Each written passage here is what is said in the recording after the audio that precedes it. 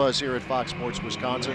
Wish a very happy Mother's Day to all of the moms out there. Hope you have a great day. Mid-60s here in Denver with a little cloud cover. Hopefully it will remain dry. We've had pretty good luck here throughout the course of this weekend as the Brewers try to make it 3 out of 4. Craig Counsell's team put 11 on the board on Friday, but were shut out by Kyle Freeland and company last night here at Coors Field.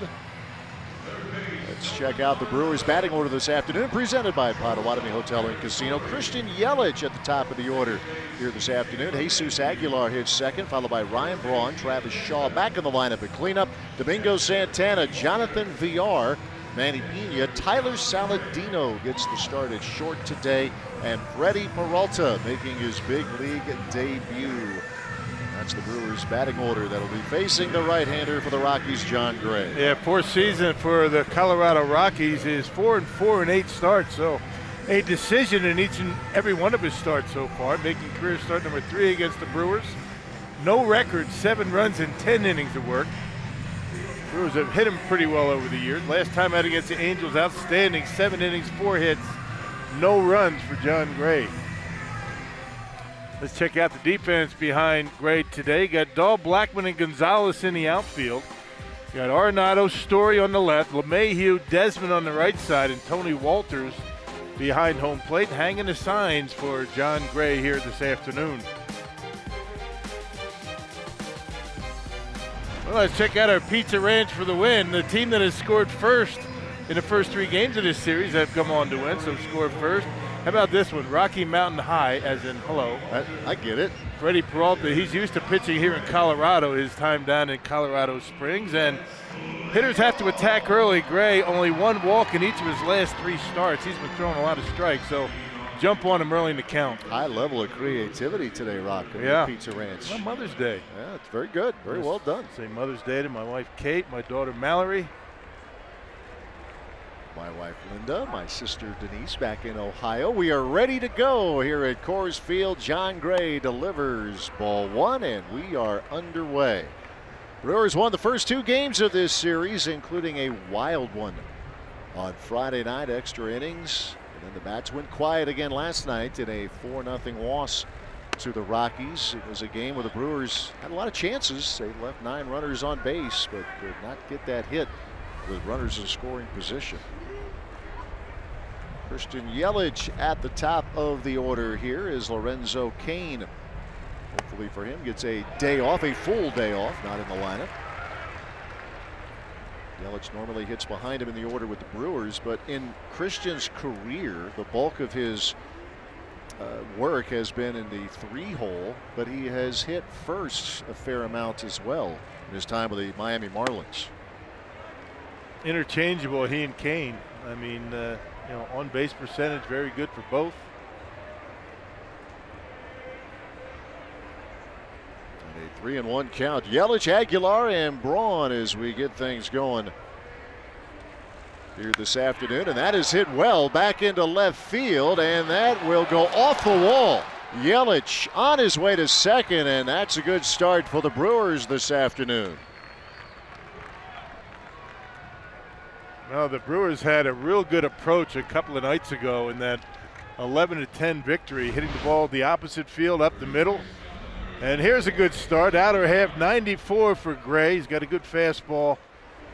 But Yelich able to center on that one. He left that one up in the zone, and Christian able to bang high off the wall and left. There's a good start.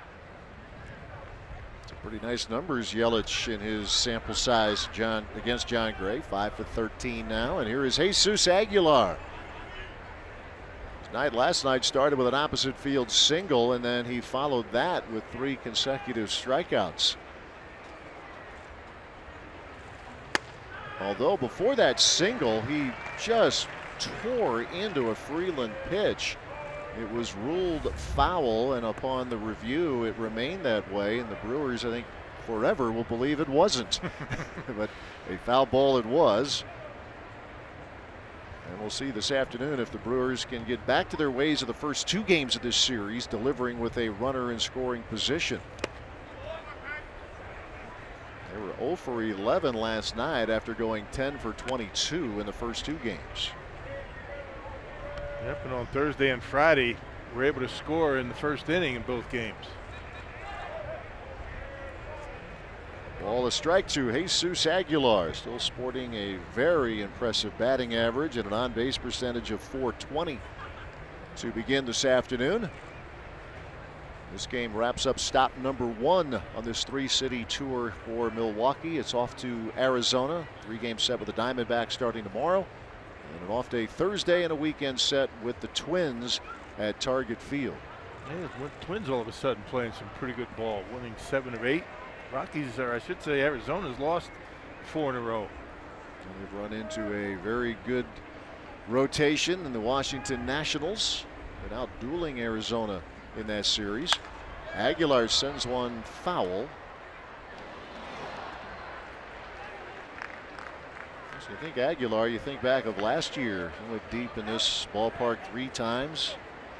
And as he did much of last year, those home runs were in many cases game changers, including here. A couple of home runs. He's driven in 11 and got his big league starting debut at third base last night and held up very well. Yes, he did. Great Counsell just trying to keep that bat in the lineup. He handled 3 balls fairly easily yesterday at third base.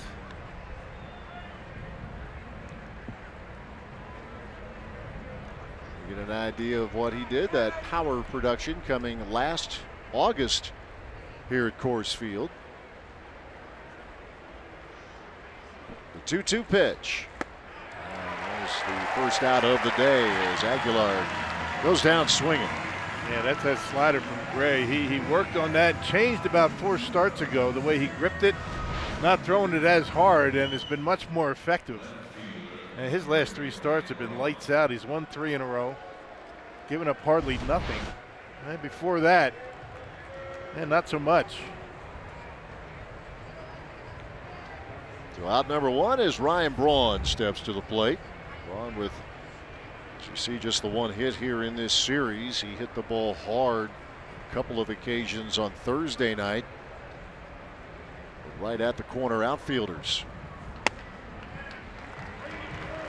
Like the Sox. It's a good look, isn't it? Yep. He and Shaw have the Sox going. A lot of pink out there today. As there always is throughout Major League Baseball on Mother's Day.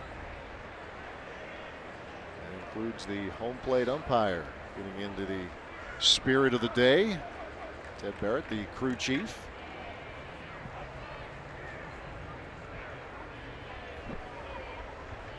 Brewers face the Rockies opening day starter each of the last 2 years, including last year at Miller Park. And Gray ready with a 1-strike pitch. Mother's Day has been a very good day for the Brewers in their history, and of those 32 wins, as you saw in the clip a few minutes ago, more than one in very dramatic fashion. Brewer fans will think Bill Hall right away, but Manny Pena carved a little niche. It wasn't a walk-off, but it was plenty good enough, an 8th inning homer that allowed the Brewers to complete a rally from 6 runs down against the Mets. Yeah, that was a great scene for Billy Hall, his mother Fergie in the stands. And Braun goes down swinging. After a leadoff double, Gray gets punch-outs of Aguilar and Braun. 49 strikeouts and 46 2/3 innings coming in. Yeah, he can punch you out. He's got 11 walks. He's got 3 walks total in those last 3 appearances. So he's been throwing a lot of strikes. 2 men out for Travis Shaw, who is 6 for 12 in this series. 3 hit games both Thursday and Friday. As he came into Denver scuffling, he was 5 out of his last 50, but he has turned that around. He was not in the lineup last night, came in as a pinch hitter late in the game. It was a planned day off with Kyle Freeland, the left-hander, on the mound for the Rockies.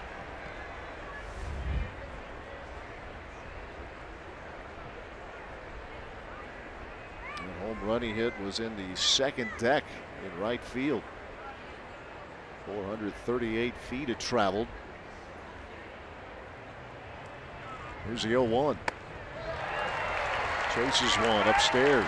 Yeah, he's got good velocity, 95, 96 already in the first. Brewers gonna have to lay off that high fastball.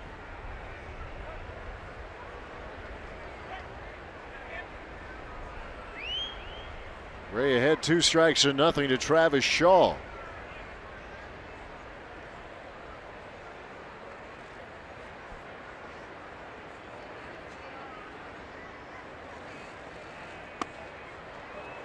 The Brewers had good numbers Thursday and Friday with runners in scoring position, but it started not so well. The Brewers in the first 3 innings on Friday stranded 7 runners, but then turned it around from there.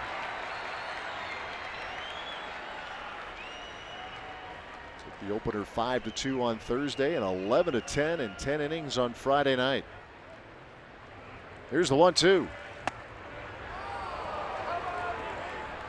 That Brewers winning on Friday, they found themselves behind 9-3 early. Came all the way back.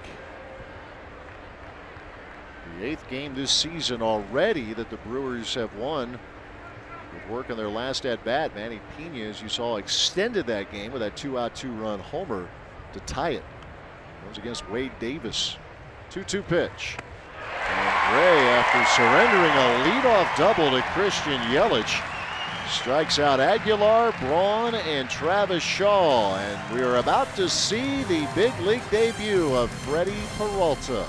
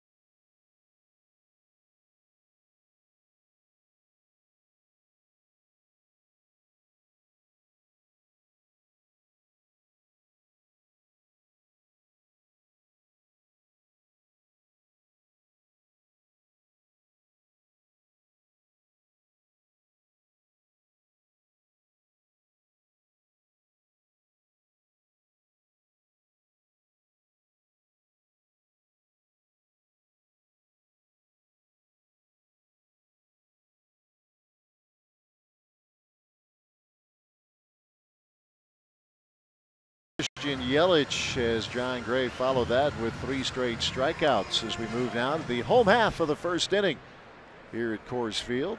Let's check out the Rockies batting order presented by Potawatomi. DJ LeMahieu at the top. David Dahl hits second, followed by Charlie Blackmon. Nolan Arenado in the cleanup spot.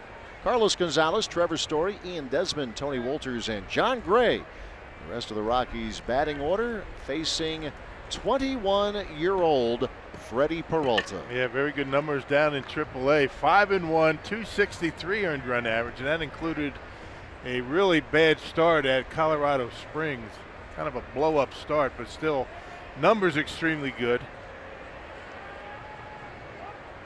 He is the youngest Brewers starting pitcher, making his debut since Giovanni Gallardo from 11 seasons ago when he had his debut performance against San Diego Padres. LeMahieu leading off. He's going to get a very quick indoctrination to the major league strike zone too. That would be a pretty good pitch. He's thinking to himself, that's a strike in AAA. LeMahieu with 3 hits here in the series.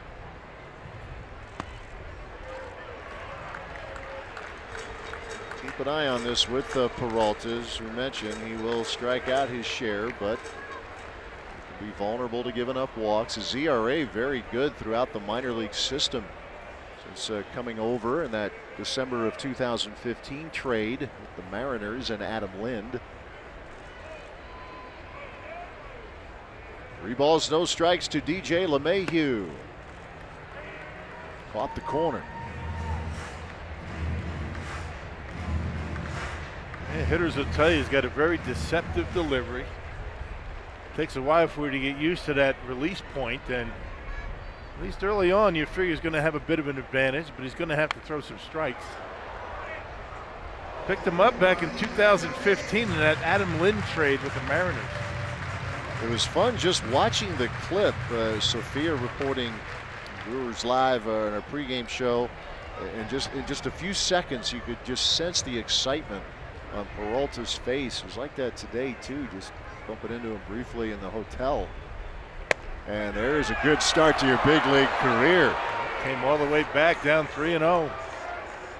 Good for him. That's going to calm him down quite a bit. What a difference. You know, you get your first out as opposed to a walk. And walks are never good, but particularly bad in this ballpark. They have a tendency to really come back to haunt you when you're pitching here. Right at the bottom of the strike zone at 91. You see that delivery, and that ball comes, you know, out from behind his back, and it's tough to pick up. 1 away for David Dahl, the left fielder today for the Rockies. He was in the lineup on Thursday nights out in right field. You see Dahl off to a pretty good start at the plate when he is called upon. And a ground ball, nice stop, Aguilar, check it out. The flip to Peralta as Jesus Aguilar takes away a double, out number 2. He surprised you by just how nimble he is on his feet. And a heck of a play and a good throw to Peralta as he's covering first base. And playing deep, gives himself a little extra time to smother that baseball, and a good throw. Pretty much laying down, and they got the out. I talk about a confidence builder for Freddie Peralta. I mean, you get a clean inning here. I mean, you're sitting in that dugout feeling pretty good. 2 away, and now he faces Charlie Blackmon.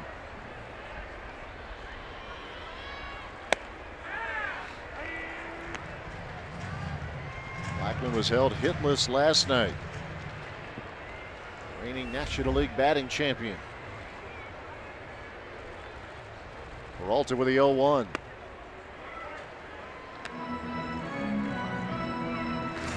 You see the shifts. Jonathan Villar in the lineup at second base. And Tyler Saladino, the shortstop today. Marcia not in the lineup. Lifting that fastball up a little bit, a ball, 2 strikes. And 92 kind of jumps on you quick. And until you get used to it, a couple of times around. First big league inning for Freddie Peralta. And the 1-2.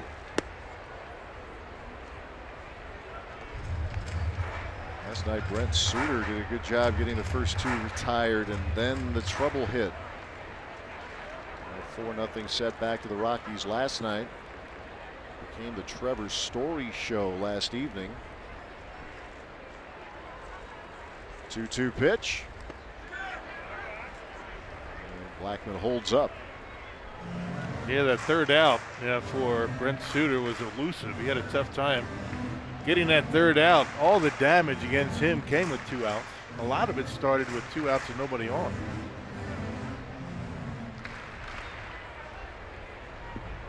Second hitter he has run the count full on. We got LeMahieu looking, and the 3-2 to Blackmon. Do it one more time.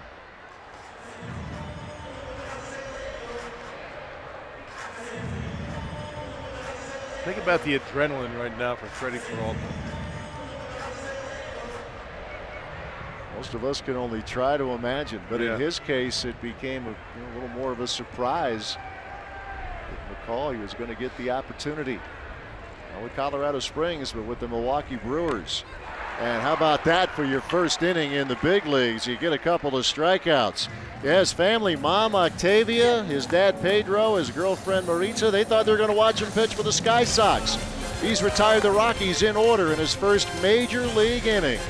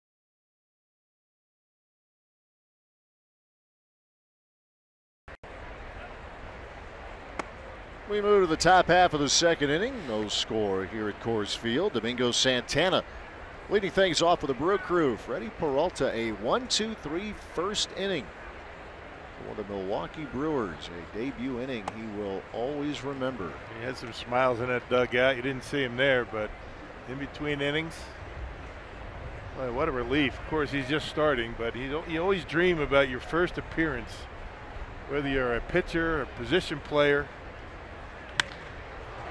Domingo Santana gets one through, and a base hit for Domingo to start the second inning. Just beyond the reach of Trevor's Story. And again, you got to attack early. He's not going to walk too many. Well, the Brewers have been aggressive. What you want to do is try to get a fastball that you like early in the count. And that's what Santana does, and able to get it out of the reach of Story, just barely able to get it off his glove.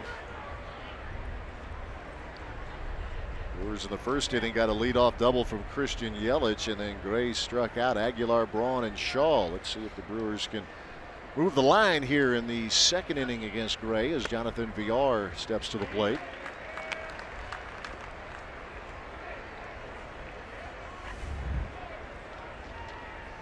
Gets the opportunity this afternoon. Hernan Perez getting a lot of work at second base this weekend. Start number 26 at second base this year for VR.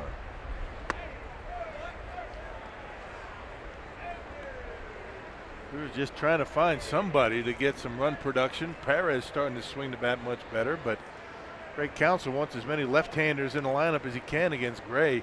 Maybe neutralize that big slider that he throws. Left side of the plate is where VR does the majority of his damage.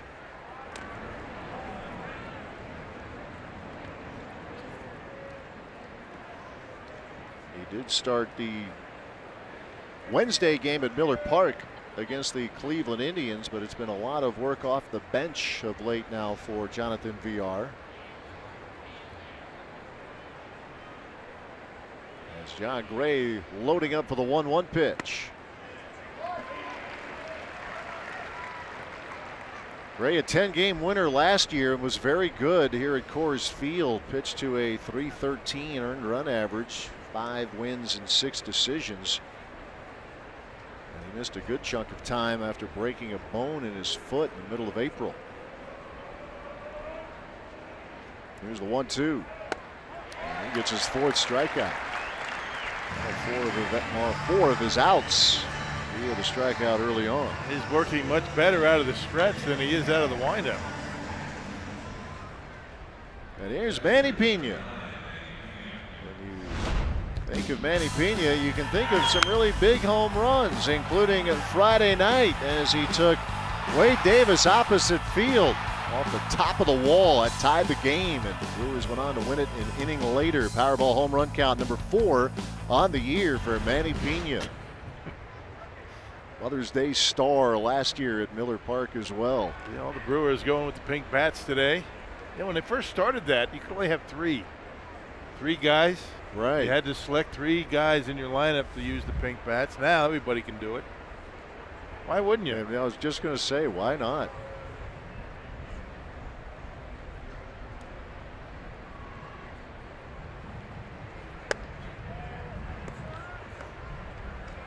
Mentioned Gray suffered the broken foot last year in the middle of April. He didn't return until the end of June.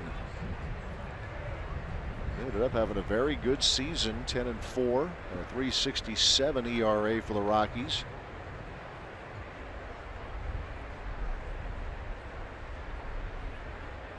One-oh pitch to Pena. He's got some swing and miss stuff, doesn't he? Yeah, you can see that walk the strikeout to walk ratio. He had a 16 strikeout game for Colorado. It's a Rockies record. At this very still early stage of his career, he is moving up the charts in career punch-outs. And has 4 early on this afternoon. Yeah, well, both of these guys, both of these starters, both signed in 2013. You know the difference, Gray played college ball at the University of Oklahoma. He was the 3rd overall pick, right behind Chris Bryant. He was 26 years old. Peralta, age 21, from the Dominican Republic. Signing at age 16. Been with the Brewers organization since December of 2015. 2 balls, 1 strike to Manny Pena. Santana a leadoff single. And Villar a strikeout.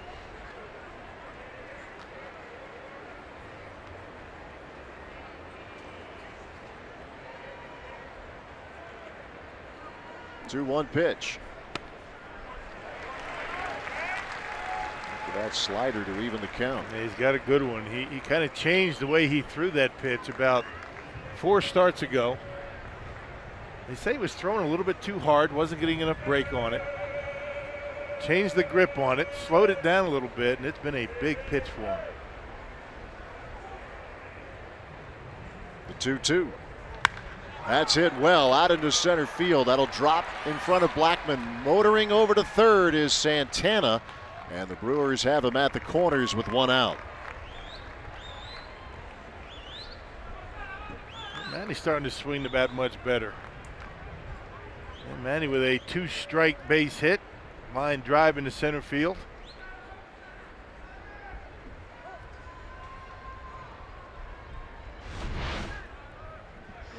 Yep, setting up inside. It leaked out over the plate a little bit, middle in, and Manny on a 96-mile-an-hour fastball able to line it into center field. So again, the Brewers are the runner in scoring position with Santana at third. And here is Tyler Saladino getting his first starts with the Brewers. Made his debut with the crew in this series and had a big hit. His first hit as a Brewer was a big one. It was in the 10th inning on Friday night, and it helped set the stage for Travis Shaw to drive home Lorenzo Cain with the run that was the difference in that slugfest. Brewers acquiring Saladino from the Chicago White Sox nearly a month ago. Yeah, contact imperative in this spot. You got Peralta, the pitcher, on deck.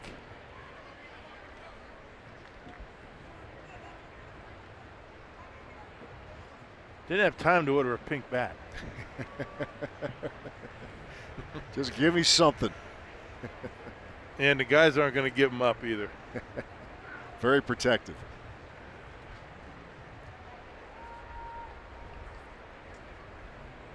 Gray with the 0-2.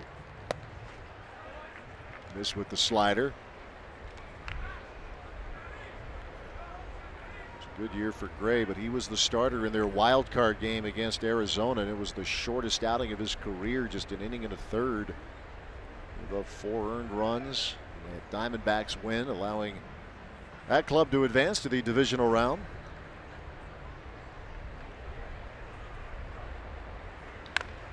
Saladino hanging in there. Very versatile player. Part of the book on him. They play just about anywhere in the infield, throw him in the outfield. He hit .295 in 13 games with the Sky Sox, did Saladino. The 1-2. Walters with the block. Walters started behind the plate on Thursday night. Chris Iannetta the next 2 games. Big fan of the catching gear, by the way. Oh, yeah. It's part of the Mother's Day tradition now. Yeah, he and Manny looking good. 2-2 pitch coming. And that's hit well into center field. Blackman on the run, and it's going to bounce over the wall for a ground rule double. Tyler Saladino getting into one into left center field. Pena to third, and the Brewers are first on the board. Well, contact he did get. I mean, that was well struck. Unfortunately, it bounced over the fence, or that might have been a run. That ground rule double might have cost the Brewers a run. You don't know. He hangs one. It's a slider, 89 miles an hour, up down the middle, and Saladino, good swing. Drives it over the head of Blackman. And the Brewers on the board first. Remember, the team that scored first in the first 3 games of this series went on to win. Yes, sir. It's been a good stat for the Brewers throughout this season. Now Freddie Peralta at the plate with runners at second and third and 1 out. Gets a healthy cut in there.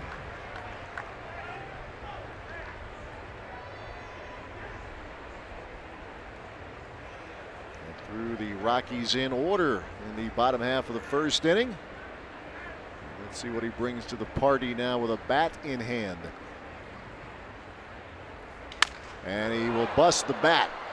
And the runners will have to hold, and that is out number 2. Made a little contact, though. Hey, he made contact. That's right. Bat went further than baseball, though. Well, there is that. That bat ends up out in left field.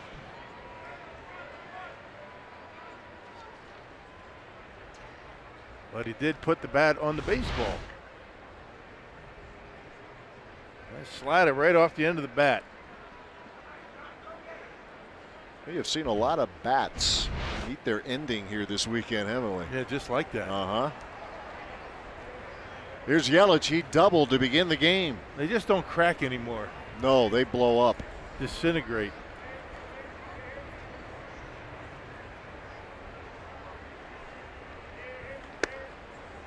Remember when you were a kid, you'd break a bat in Little League, you put a nail in it or something? You can't do that with these.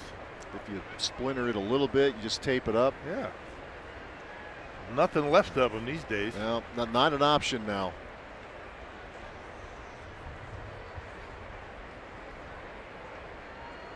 .1-0 pitch to Yelich.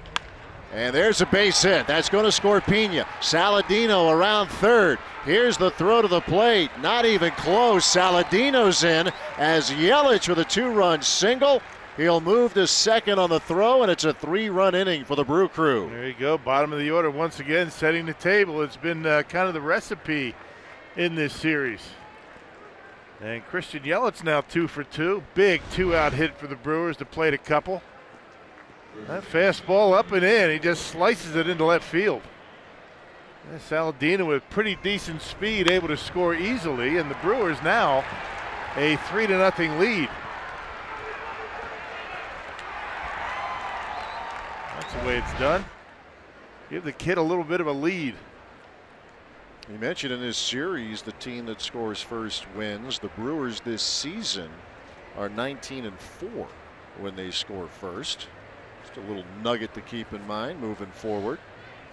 Steve Foster, the pitching coach, the first mound visit of the day.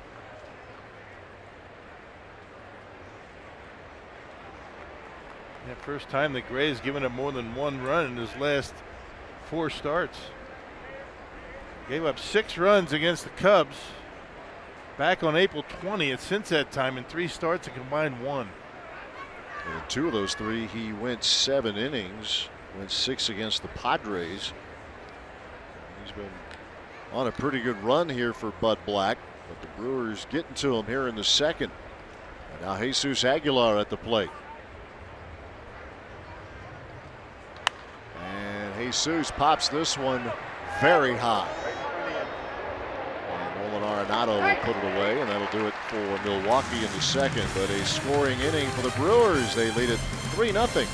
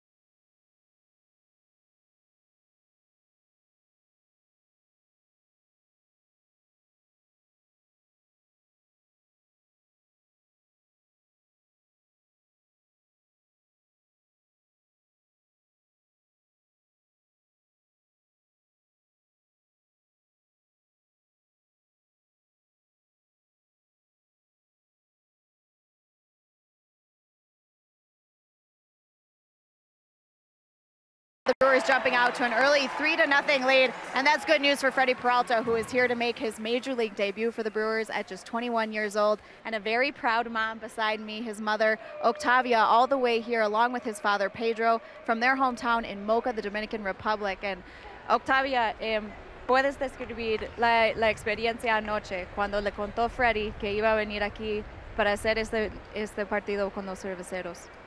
Sí, fue una experiencia muy buena, porque creía que lo iba a ver en AAA jugando. Y cuando él nos avisó que lo llamaron para pichar a la Liga Grande, yo no me lo creía. Octavia is here to see Freddie pitch for the very first time in Pro Bowl. As you can see, it's a very emotional moment for her. They thought that they were going to be seeing him pitch in AAA in Colorado Springs last night, so they were waiting for Freddie to come out. And when he told them, he called them and said he'd be pitching here in the big leagues for the very first time, she said she just couldn't believe it. She was so excited. Y Octavia, ahora a verlo por la primera vez, lanzar aquí en la Grande Liga, ¿cómo te sientes de sus emociones? Eso es algo tan grande que ni te puedo explicar. Yo creo que es una de las emociones más grandes que he tenido en mi vida. I asked her how she's feeling now to see him pitch for the very first time at the professional level and here in the big leagues, and she said it's something so great, it's so special, it's something she can't even put into words. It's just a great feeling for her. Y Freddie nos dijo que era un sueño completo para él tener ustedes aquí, pero para ustedes estar aquí ¿Cómo te sientes? Eso es algo, una de las cosas más importantes en mi vida, que gracias a Dios no me lo puedo ni creer.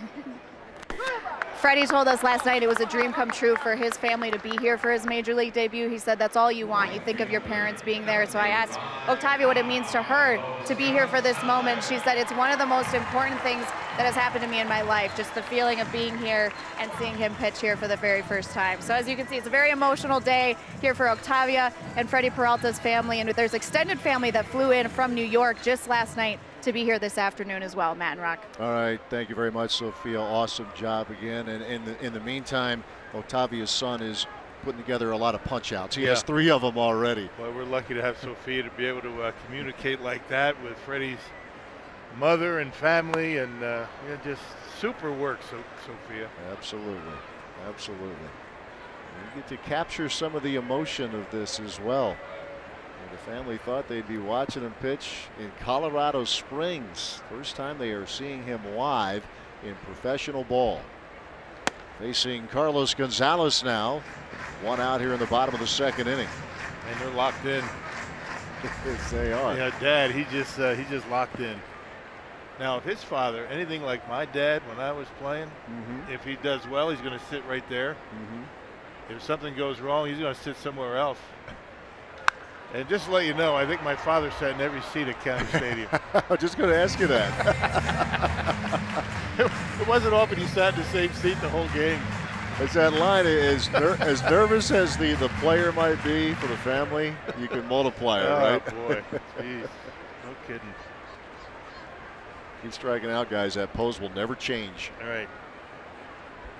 Here's the 1-2 to Carlos Gonzalez, and another strikeout for Freddie Peralta, back-to-back here in the 2nd inning. Well, again, as we normally talk about, when you have a young kid these guys have never faced, you throw some good quality strikes, you're going to have the advantage early on, but we'll see, the adjustments that Peralta makes, he and Pena, and these Rockies hitters. Look at that breaking pitch. That was a curveball. He broke that baby out. That's a nice pitch. 21 years old. Amazing. You remember what you were doing? You were 21. Wasn't in a big. I was probably watching a big league game from the bleachers somewhere, but no. Barely old enough to have an adult beverage. Exactly. He was enjoying college life.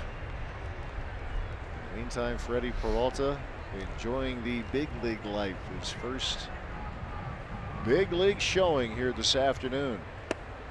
He's facing Trevor Story, who has been the hottest of hitters for Colorado. He has homered 3 times. You see the numbers right there. He hit 2 long balls last night. That's the 6th multi-homer game of his career. This is year 3, by the way, for Story. Yeah, 9 RBIs in the series, 32 already for the season. Jazz at 3rd in the National League. Javier Baez beginning the day ahead of the pack, and A.J. Pollock right behind him. He's a guy that's going to punch out a lot, but you can put up with that when you have stretches like he's in right now. Peralta ahead, a ball, 2 strikes.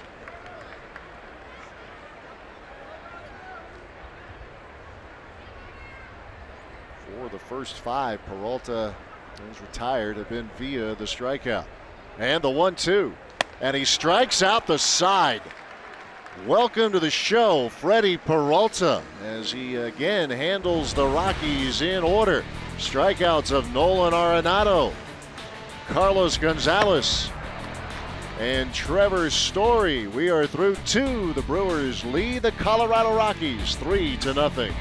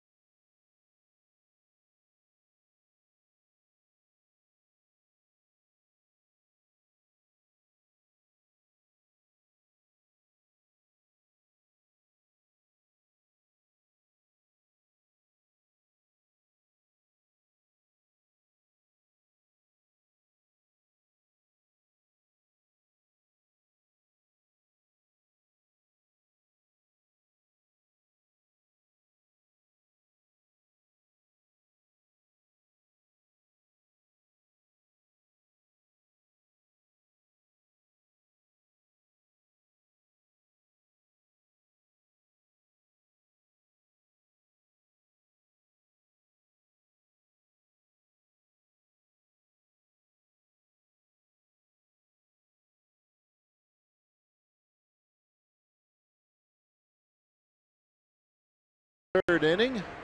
We've seen Brewer fans all over Denver here this weekend, making a trip out here for this 4-game series.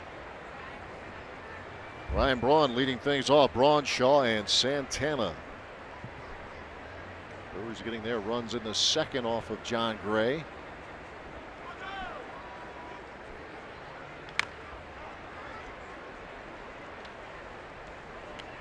0-2 is the count.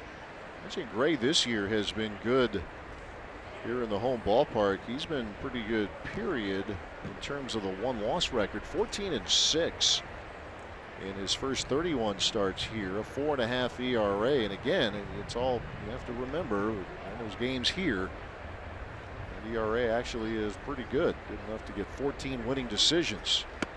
And he gets Braun to chase a slider, and he has struck out for the 2nd time today. Yeah, that's a good pitch, that slider.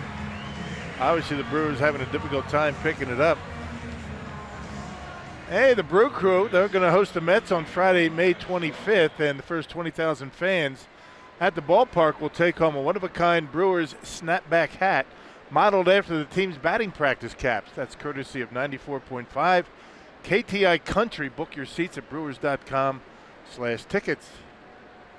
Yes, they will return home. Haven't been there a lot lately. Here's Travis Shaw, and he jumps all over this pitch, and it's another second deck shot for Travis Shaw, his 2nd of the weekend, and it's a 4-0 lead for the Crew. Yep, that first pitch fastball. That's what the Brewers, that's the game plan against this guy. You want to try to avoid the slider, and Shaw all over it. Boy, he's on a streak right now. Only the 6th home run allowed by John Gray, and that fastball right down the middle, and Shaw jumps all over it. 4-0 Crew. What a series Travis Shaw is having. Here's Domingo Santana now. He singled to begin the 2nd inning. That's the 7th hit in 14 at-bats for Shaw, his 2nd homer of the weekend. Not to mention he had the game-winning RBI on Friday night. All right, so that's not the home runs. But that was a blast. To the tune of 452 feet. He got it all. And on Friday night when he, or Thursday I want to say, when he went deep. No, it was Friday night. It was Carlos Gonzalez out there, and he was camping under it as though he was going to make the catch. We see McCutchen do that every now and then, the former Pirate, now with the San Francisco Giants. Yeah, deacon everybody.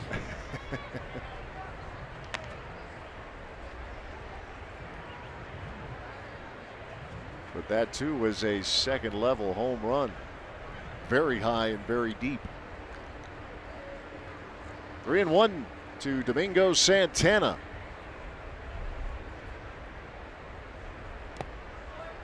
Domingo draws a walk, so he's been on both plate appearances here early on today.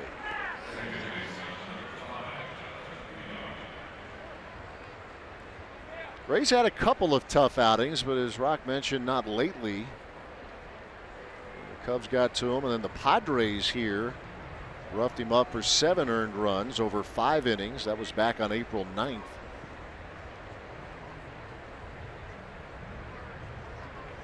Here is Jonathan Villar. He struck out in the 2nd inning.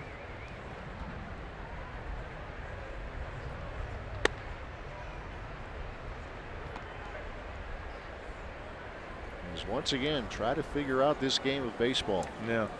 11 runs Friday, shut out for the 8th time this season last night. And now they have jumped on John Gray with 4 early runs.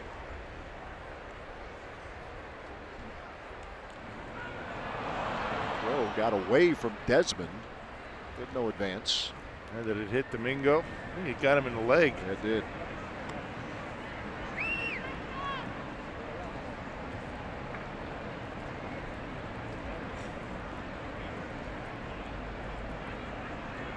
Domingo's always been good on Sundays. Boy, he made a. I mean, last year that he hit. Yeah, I would say he made a pretty good living off of Sunday last year for the Brewers. And Villar with a liner, and that gets through. There you go. After a leadoff strikeout, home run, walk, and single here for Milwaukee. All but one of the hits have come on fastballs from Gray. The only slider that the Brewers were able to jump on was the one that Saladino hit. You know, that ground rule double into center field. So making his mistakes with the fastball today. Gets Bud Black to the mound, the second mound visit here for Colorado.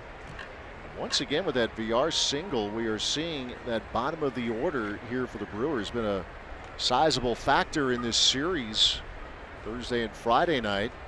And so far today, that 6, 7, and 8 portion of the batting order is a combined 3 for 4 and 15 for 38 in the series. And Craig Counsell is saying that he's been waiting for that all year. Finally coming out of it here in Colorado. I guess if you're looking to get your offense going, it's not a bad place to be. Coors Field. And they found it. Although, as we have mentioned in this series coming into this weekend, the numbers have been down here, but both clubs making some steps to correct that. Here's Manny Pena. He's 4 for 9 in this series. Has some terrific work behind the plate, as is almost always the case with Pena. You mentioned it Friday before that home run that tied it. I mean, he was saving at least a couple of runs with some terrific blocks. Yeah. He's been getting beat up back there as well. Well-deserved day off last night. Jet Bandy got the start behind home plate.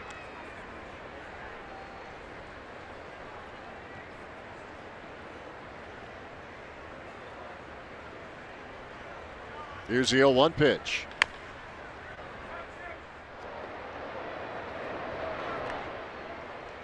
And it's good to see him start to gain a little confidence back at the plate. Still trying to get that average on the right side of 200, but he's made his hits count in this series.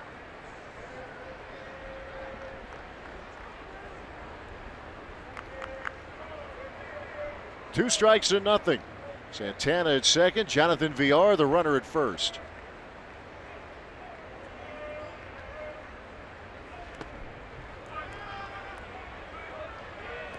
Throwing a lot of sliders right now. Realizing that the fastball is the pitch that has been getting hit today.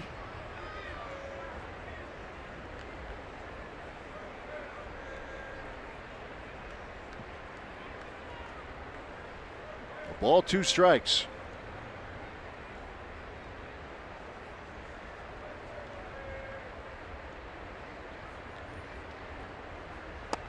And lands a breaking ball for strike 3 and out number 2. Man, Manny'd like to have another look at that pitch. That was a hanger.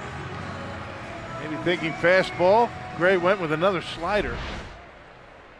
Watch where this one ends up. That was more curveball. I guess that's why he took it.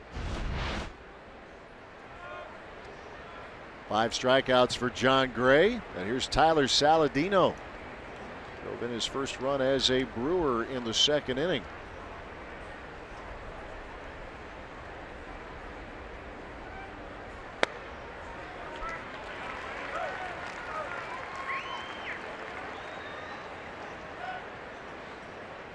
Saladino giving this club a little more depth in the infield. Mentioned he plays just about anywhere, but see him more in the middle infield here with the Brewers, starting shortstop this afternoon. Yeah, his 2 hits with the Brewers have been big ones. Extra innings on Friday. Big hit to get some men on base, and then that double today. 2 strikes and nothing. Brewers with a run across, courtesy of Shaw. 2 runners on.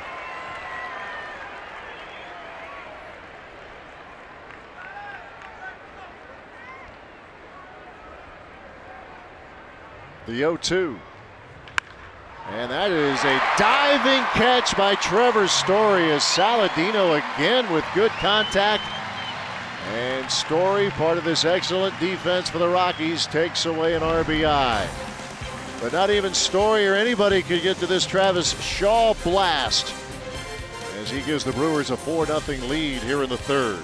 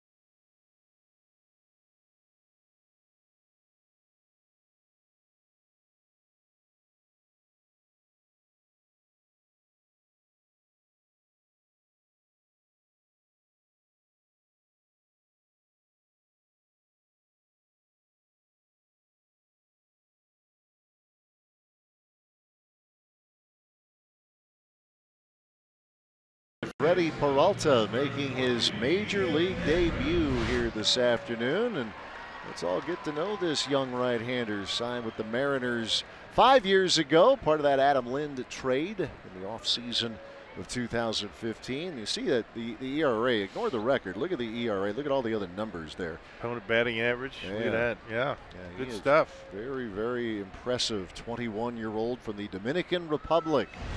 His mom and dad here, he's got a lot of family here, and he faces the bottom of the order, beginning with Ian Desmond. We talked about, the deceiving delivery that he has, good deception. He's really not throwing all that hard. He topped that around 93, 94.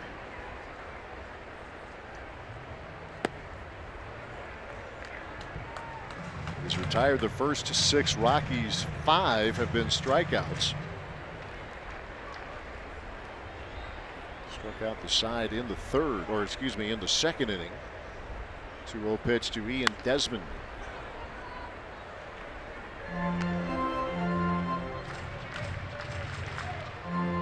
Desmond, a couple of hits in the series.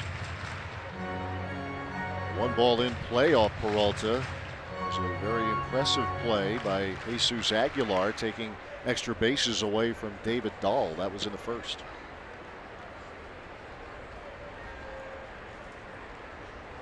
Handled things over at third last night, did Aguilar. Play him anywhere. Yeah, put me in.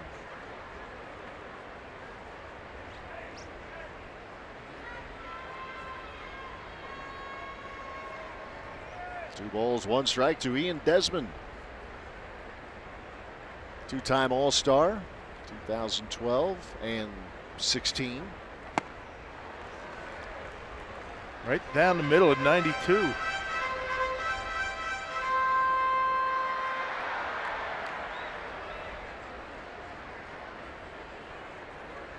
Dad looked locked in, so does Freddie right now, dialing into Manny Pena. 2-2 pitch. Just missed.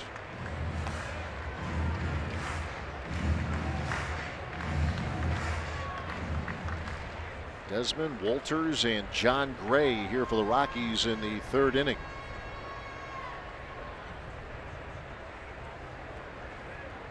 Payoff pitch. In the air to right field. Room for Domingo Santana. A little bit of carry, but right at the edge of the track puts it away for out number 1. Yeah, every time a baseball goes up in the air, I think the crowd here expects it to go out of the ballpark. They're just conditioned that way here. Ball carries very well. Yes, it does.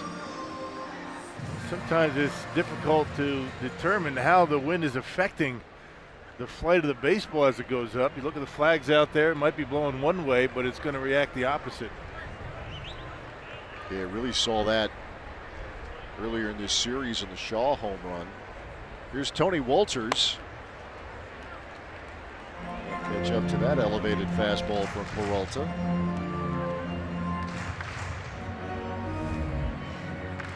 25 years old, Wolters, originally drafted by the Indians in the 3rd round, 2010.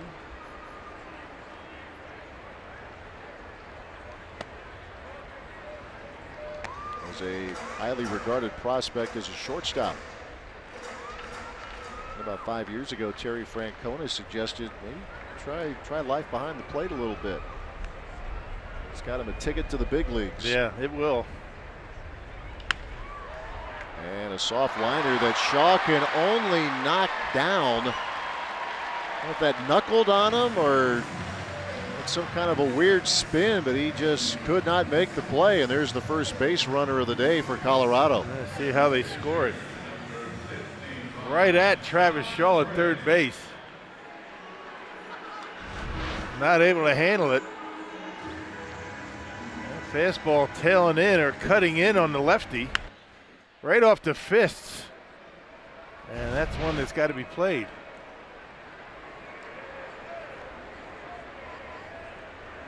Here's John Gray. And pulls back on the bunt attempt. Be an error. 8-5. First error of the day. Shaw doesn't make many errors. Pretty solid over there. Had a long errorless streak last year to Travis Shaw.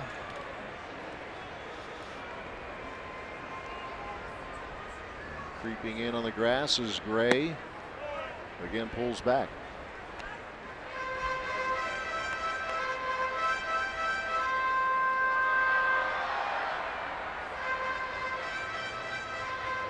Has a couple of sacrifice bunts.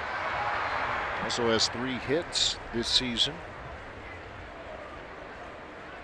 2 balls, no strikes.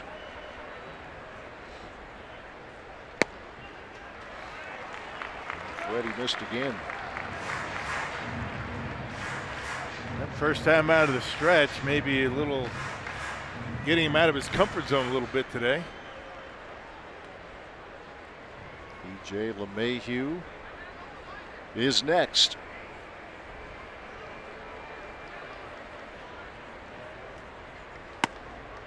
And it's a 4-pitch walk. Oh, for the first time in young Freddie Peralta's day, he's in a little bit of trouble. Runners at first and second with 1 out. They still hadn't given up a hit. Error walk. A 4-pitch walk to the pitcher who was trying to give himself up at bunt.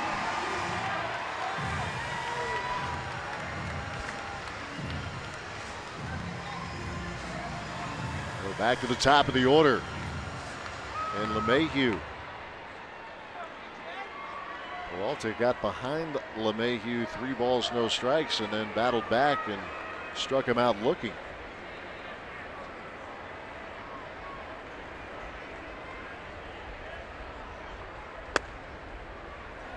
He caught the corner.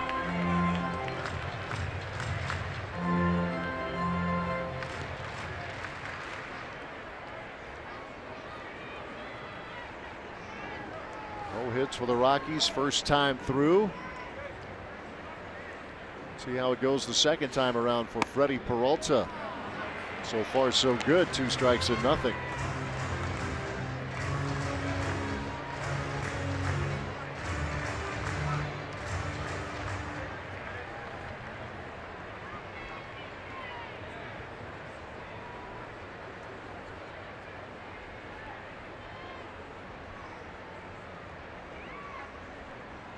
Here's the 0-2. Good pitch right on his hands. Not afraid to come inside. Similar to the Brewers, the Rockies have had their struggles with runners in scoring position. This is their first opportunity this afternoon.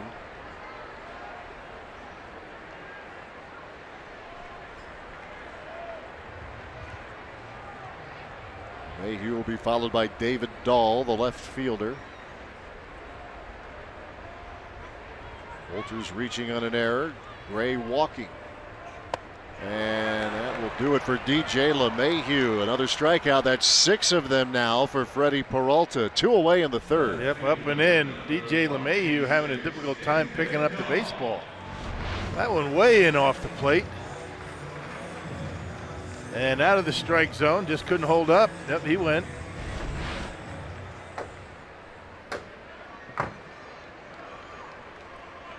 Two men out for David Dahl.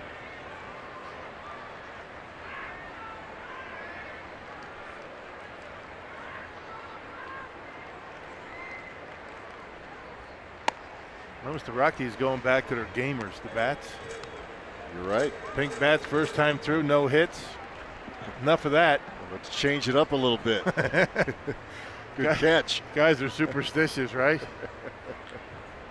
And no hits in those bats. They look good, but no hits in them. Peralta missing a couple of back-to-back curveball attempts there, trying to go backdoor. 2 balls, no strikes.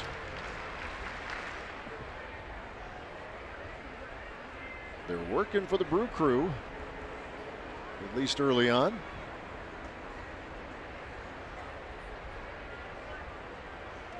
Two-0 pitch.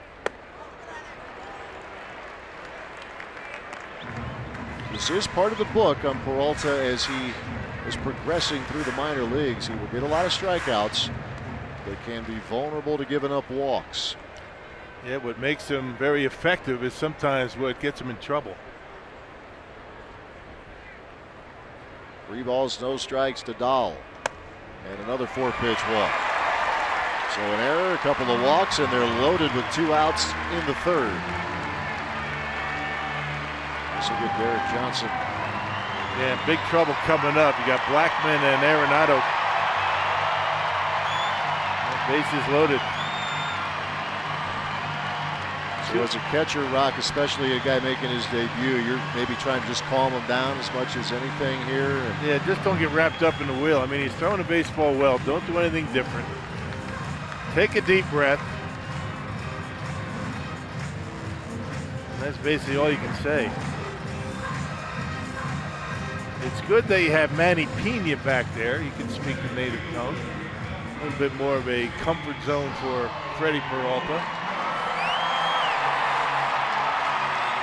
Just try to keep it as simple as possible, I would guess. Here's Charlie Blackman.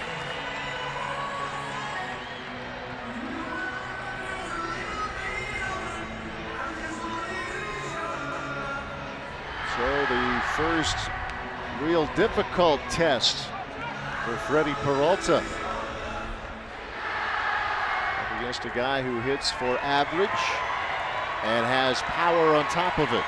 And the bases are loaded for the Rockies center fielder.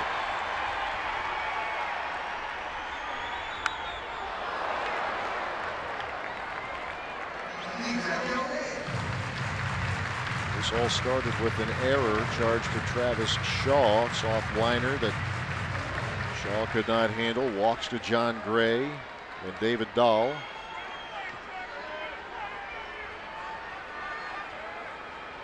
We'll see if Peralta can get out of it.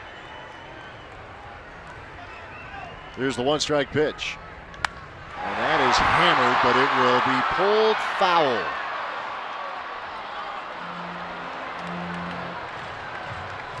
Yeah, 0-2. Yeah, he was waiting for that. He saw that fastball a lot better than he saw the fastball in the first at bat.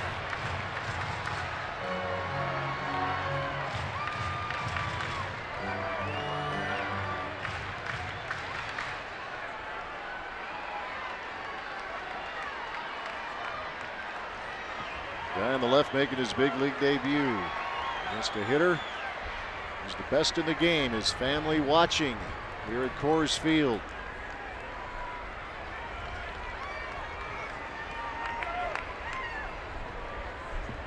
He's got mom and dad here, his girlfriend, other members of his family are able to make it into Denver.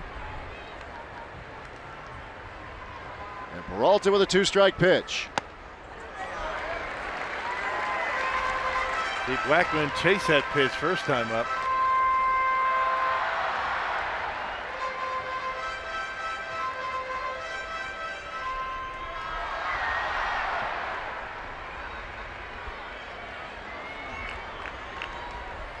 A ball, 2 strikes. Here it comes. And a bouncer.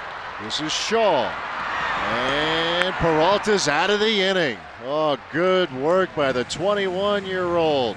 Fist bumps and the Peralta family cheering section as he keeps the Rockies off the board. And Peralta will lead things off as we move to the 4th inning here in Colorado. 4-0 Brew Crew leading on this Mother's Day afternoon.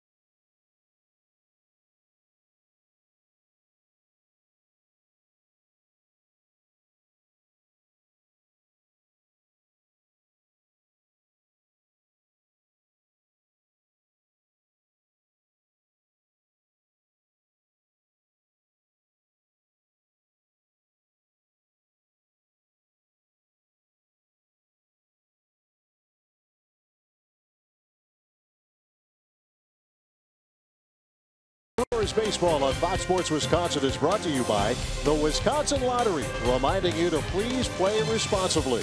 And by Ascension, coming together to give healthcare a better name. We are Ascension. One of the great venues, Red Rocks. Beautiful state of Colorado. 4-0 Brewers lead the Rockies through the first 3 innings. Hey, this summer the World Cup is coming to Fox and FS1. Every match live and more than 300 hours of coverage. The world's biggest sporting event begins June 14th on Fox and FS1.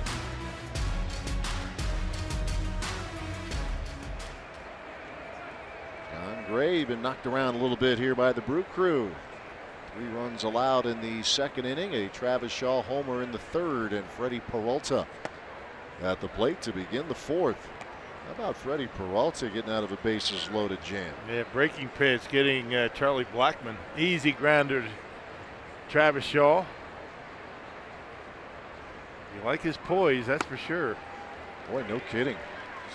Might as well jump into the deep end of the pool here. Bases loaded against the batting champ and calmly retired him. Just another day now for him. I think the whole big league thing, Coors Field, I think that's run its course. It's just another day out on the mound for Freddie. Certainly not the case first couple innings. But not for mom and dad and family. A little more than that. Yeah, the nerves will be there, as you can see. Yeah.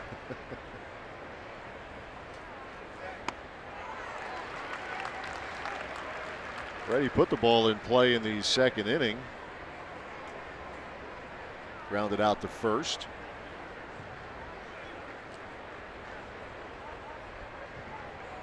Gray with a 2-2. And that's out number 1. That's all right. Get yourself in the dugout, get gathered, and ready to roll in the 4th. 7 punch outs now for Gray.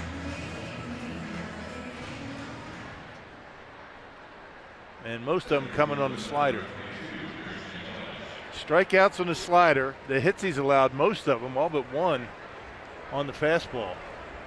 Christian Yelich now as we check out his day at the plate, presented by Wendy's. A 1st inning double and a 2-run single in the 2nd inning. Notice the guys with the hits are sticking with the pink bats. Funny how that works. Yeah, you got Aguilar. He got the gamer back.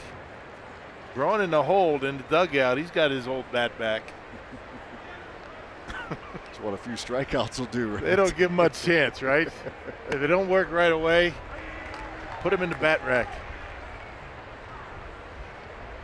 Superstitions in every sport, but I don't think any more than what you see in baseball. Yep, Yellett's 2 for 2 with the pink bat. Gray with a break-even pitch.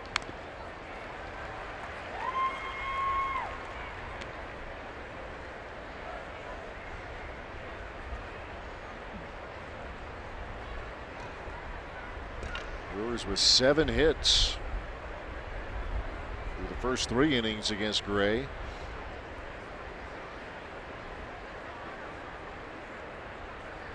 Two balls, 2 strikes, or rather 1 ball, 2 strikes. Now, every bat's different. I mean, it might not just be because it's a pink bat. It just feels different in a guy's hand. It's very rare that 2 bats are going to feel the exact same.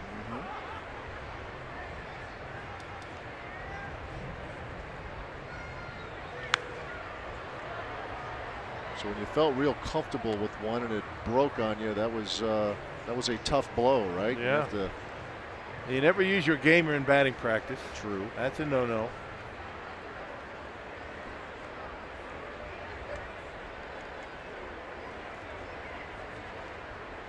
Gray with a 2-2 pitch. And yet another strikeout. It's 8 of them now for John Gray. Hey, stay in the loop on all things Brewers with MLB.com @Bat app, the official app of the Brewers. With @Bat, you get breaking news, live radio broadcasts, and lineup updates sent right to your fingertips. Download @Bat today, free for your smartphone or tablet. The @Bat app. A must-have. It is, isn't it? Enjoy this game at all. We both have that going up here every single night. Checking the scores right now. I have the pitch-by-pitch going. Yeah. Gives you the location, the pitch type. Pretty much anything you would want to know. Don't give away all my secrets. Aguilar with a grounder over to Trevor Story.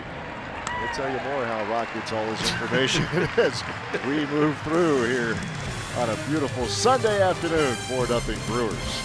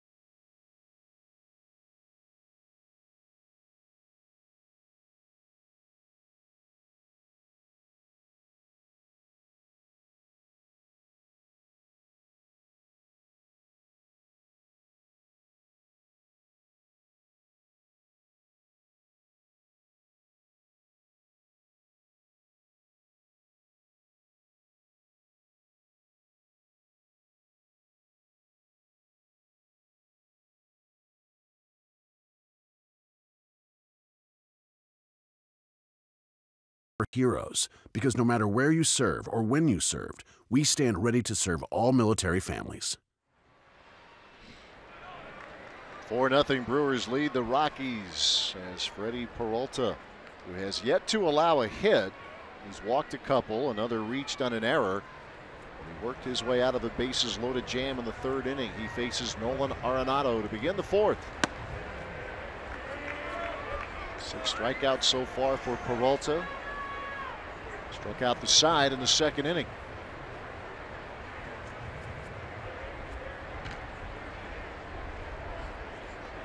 Brewers continuing to shuffle their rotation.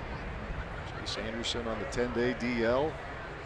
Peralta gets his opportunity this afternoon. And Brewers shuffling a lot of the roster as of late. A lot of moves, pitchers, position players. Added Jorge Lopez to the bullpen today. Alec Asher, who worked a couple of innings yesterday back in Colorado Springs.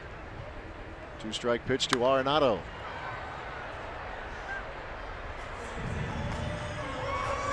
Jacob Barnes trying to get a couple things straightened out. Colorado Springs, figure he will be back.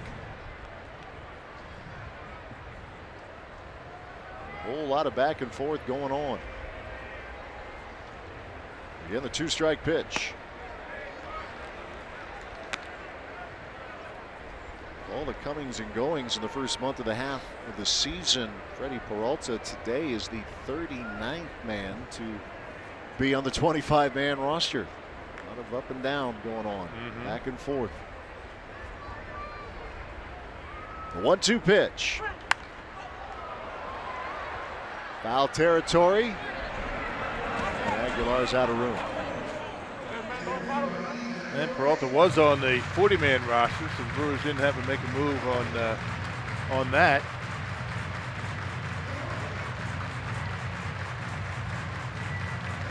Just joining us, he is 21 years old. The youngest Brewer pitcher to make his debut since Giovanni Gallardo back in 2007.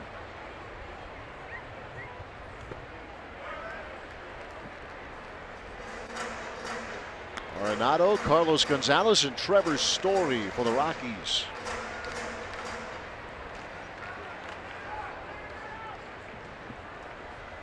Arenado has reached safely in 22 consecutive games. And he strikes out for the second time here this afternoon. A good pitch right on the edge outside.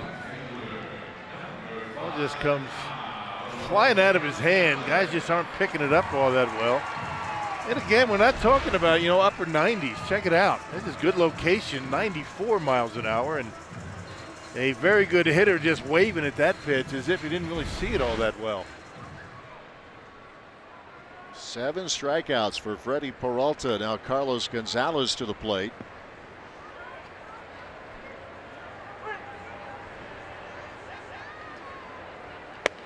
When Peralta struck out the side in the second inning, it was Arenado, Gonzalez, and Story.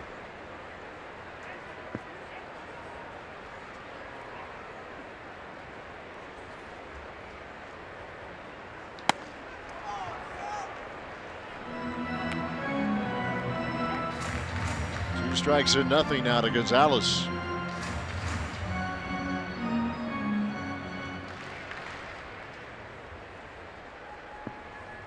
Gonzalez, opposite field home run on Friday. Had a couple of hits, walked. Here's the 0-2.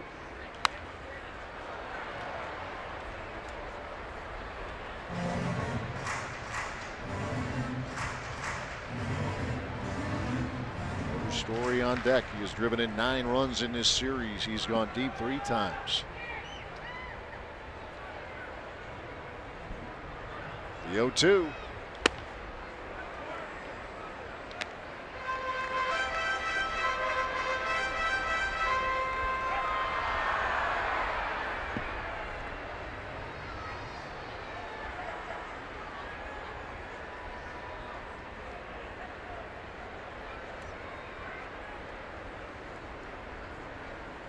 Gonzalez with that home run on Friday has 4 of them now. He's driven in 13.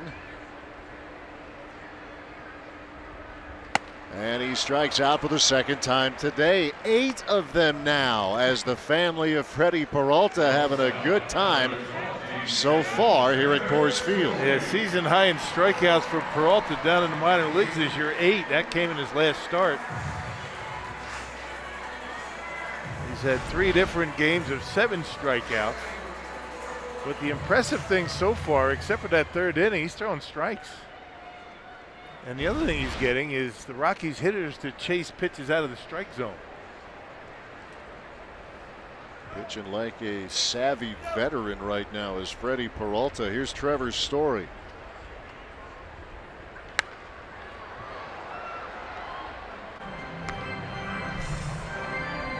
Now the deepest Peralta has gone in a game with the Sky Sox is 6 innings. A string of 5-inning outings, including his last couple with Colorado Springs. And he's thrown as many as 111 pitches in a start. There goes Manny, gets it again. The game's not a game. He gets a foul tip. They come in bunches, you know, games where you seem to get hit by foul tips. You might go 5-6 games without anything, and that one right off the mask. He's still feeling it.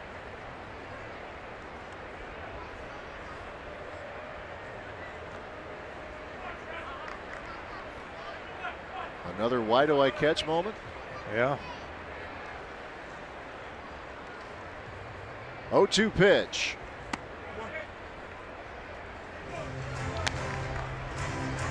Got one in the Cup, first game of the series. Couple in the mask. And other assorted spots. Shoulders, knees. Yeah, he's been hit all over. A ball, 2 strikes. Peralta looking for another clean inning.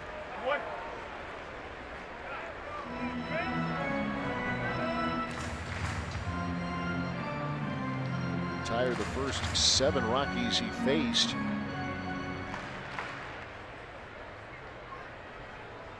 stranded them loaded in the 3rd inning. Here's the 2-2. And he strikes out the side again. Freddie Peralta just chewing up the 4, 5, and 6 hitters in the Rockies order. He's punched them out all 6 times. Arenado, Gonzalez, and Trevor's Story. What a big league debut going on for 21-year-old Freddie Peralta.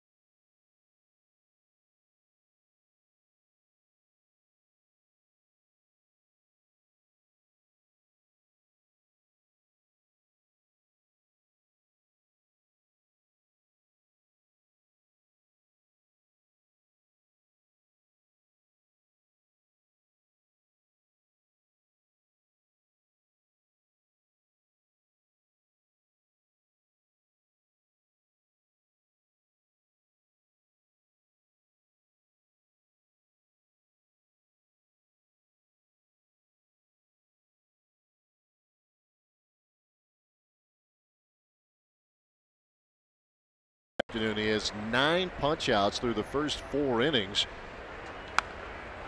As he also has a 4-0 lead as we move to inning number 5 here at Coors Field. Ryan Braun leads things off, followed by Travis Shaw and Domingo Santana. On among those switching out at bats here this afternoon after a couple of strikeouts. The fastball has him down 0-2. Gray has 8 strikeouts through the first 4.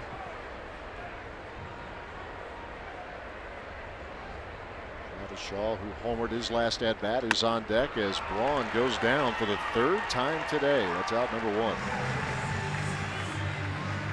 Fastball out of the strike zone, up and away. Here's Travis Shaw. We mentioned he went deep in the third inning. Let's check out the Powerball home run leaderboard. Shaw now getting a little separation. He has 9. Eric Thames on the disabled list with the thumb injury.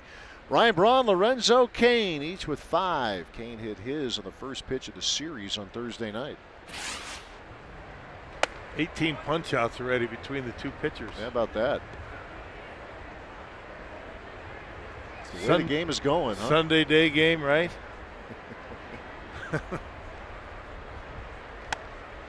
Neither one of these two teams have lit it up during the day. Rockies under 500. As are the Brewers, 4 and 9.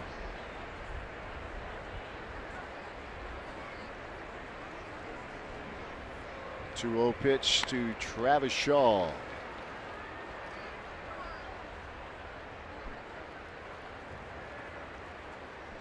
That home run he hit in the third inning, his second of the series. Here's the first one, very high and very deep. Watch Carlos Gonzalez, a right fielder, camping under it for no reason.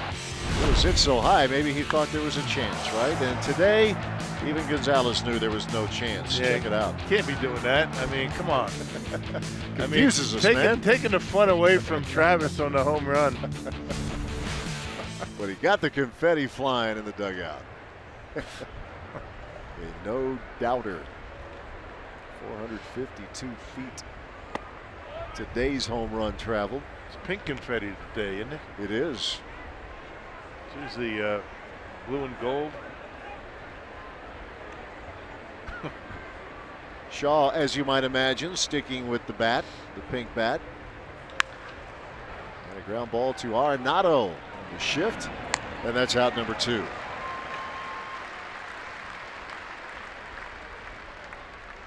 Hey, support the mayor of Ding Dong City's re-election bid by heading to Miller Park on Sunday, May 27th. I just read them. All fans at the Brewers series finale against the Mets will take home a one-of-a-kind Travis Shaw Mayor of Ding Dong City bobblehead that's courtesy of U.S. Cellular. Learn more at Brewers.com. I just like the way you say it. Mayor of Ding Dong City. Okay, yeah, I thought maybe that a re-election bid. I wasn't sure what you were talking about. The world's greatest nickname.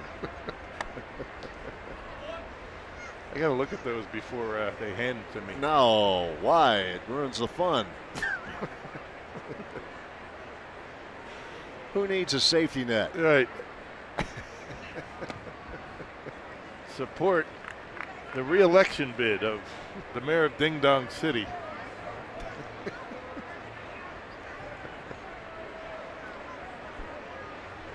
And there is said mayor. I'll vote for him. That's right. He approves of this message. That's right.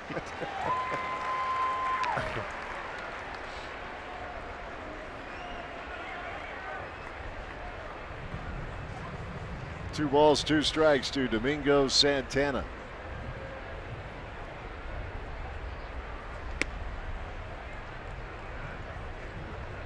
Gray starting to settle down a bit. He retired the side in order in the 4th. He has taken care of Braun and Shaw here in the 5th. On 7 innings each of his last 2 outings has John Gray.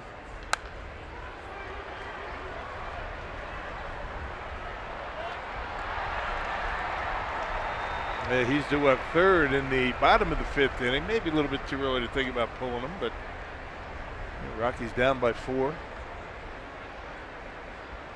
And still without a hit. Here's the 3-2. And that is hit hard down the line. A fair ball. And that's going to go to the corner. Domingo Santana's having himself a good day. He's been on all 3 times. That's his 2nd hit.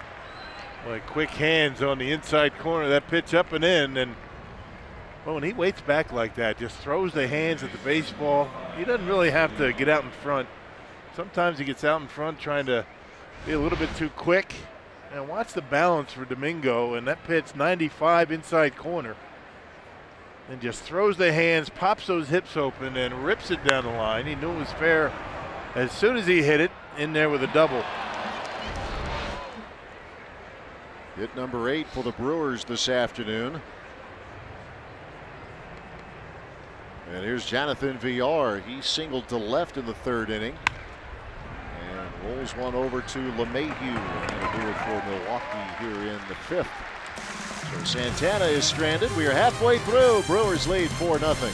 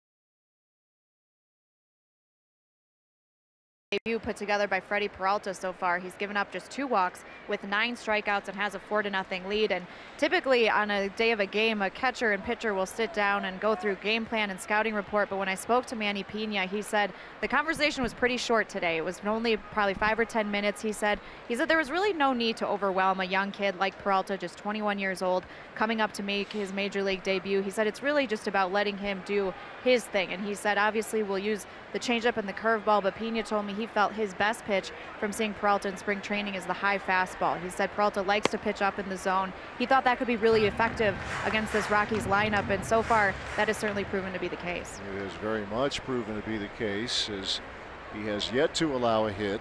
He's facing Ian Desmond. It's the bottom of the order here for the Rockies in the bottom of the 5th. And it's pretty much been straight to the scouting report, right? We were told about his delivery.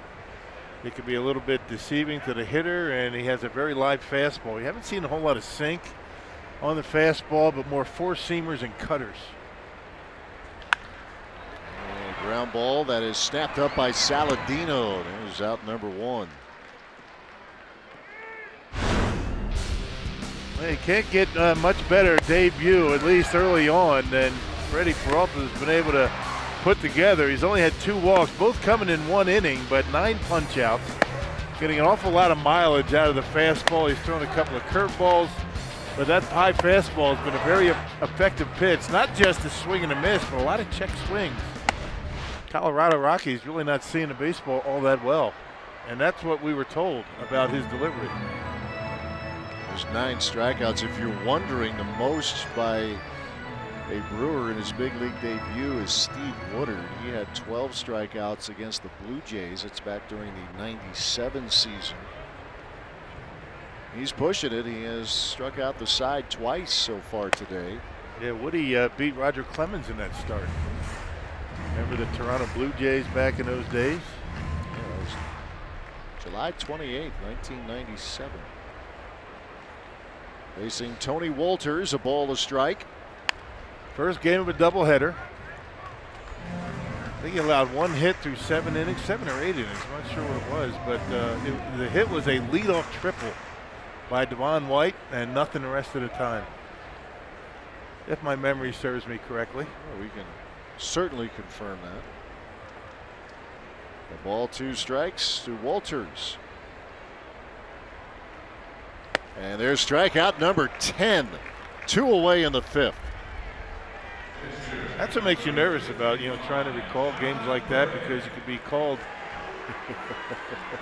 out pretty quickly. I know people back at home probably digging that up. Anybody can find it, but that's what I remember about that start. Another fastball, outer half, 94. Good pitch by Freddie Peralta. 2 away for John Gray, who walked in the 3rd inning. Now, there was activity in that Rockies bullpen just in case there were some men on base when Gray's spot came up. And 2 outs, nobody on, but Black's going to let it ride.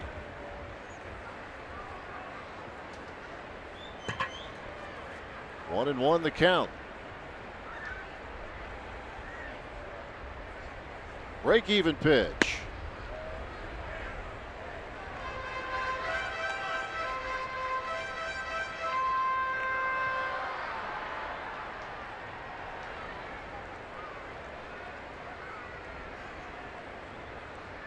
Two one on the way.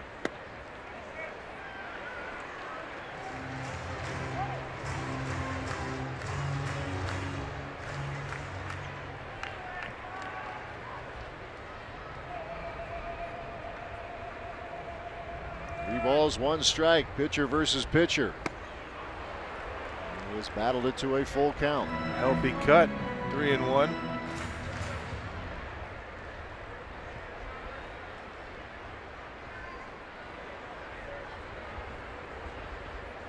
Mayhew is on deck, and another strikeout. That's 11 of them now for Freddie Peralta. Oh, a debut he and his family will never forget. He has yet to allow a hit. He has struck out 11.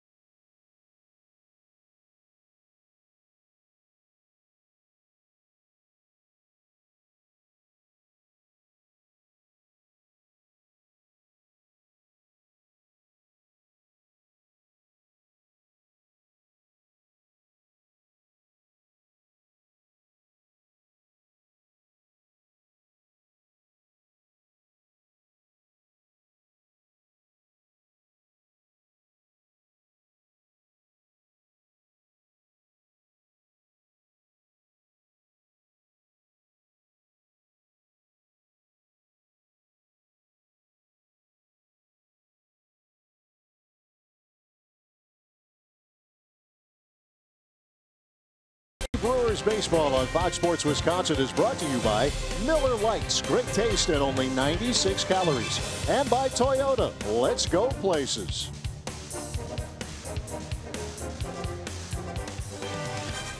Series finale between the Brewers and the Rockies continues here. A look at Freddie Peralta through 5 scoreless innings, has 11 strikeouts already. The Brewers with a 4-0 lead. Checking in on our Brewers minor league system, our report brought to you by UW Whitewater. A look at what Biloxi Shucker starter Thomas Jenkins did last night. 7 shutout innings for him, 5 hits, 1 walk, 8 strikeouts on the season, a 6-1 record. The earned run average just over 3, and you see the strikeout to walk ratio as well, 35-12. All right, Sophia, thanks very much. We continue to just looking up information on what Freddie Peralta is doing here today, and he is into some rare air. Incredible stuff. Really is. Manny Pena leading things off. Pena, Saladino. 11 strikeouts for Peralta. It's been some 6 years since a pitcher making his big league debut has hit double digits as Pena sends one into left field. That's his second hit of the ball game. And hit number 9 for Milwaukee. He's heating up. Still using that pink bat. Got a little update on the Steve Woodard thing. It was Otis Nixon, not Devon White. Okay. It was a double. So I'm 0 for 2 at this point. But it was the first game of a doubleheader, and he beat Roger Clemens. He did. We were able to effort the rest of that knowledge for you there. 2 for 4. That's pretty good batting average. It was a really good day. And he went 8 innings, 1 hit. Wow. 1 walk, 12 strikeouts. That's close. Pretty good. I mean, that's 1997.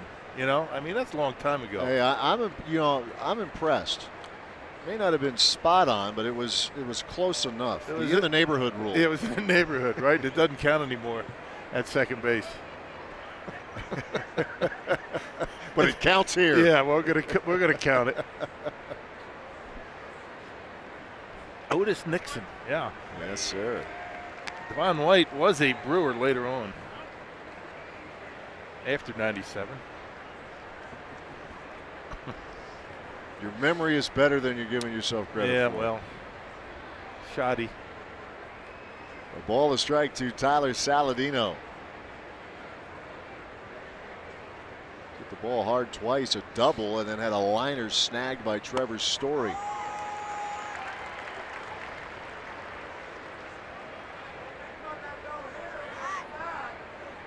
Brewers with 3 runs in the second and a Travis Shaw solo homer in the third. That has been the offense here so far this afternoon.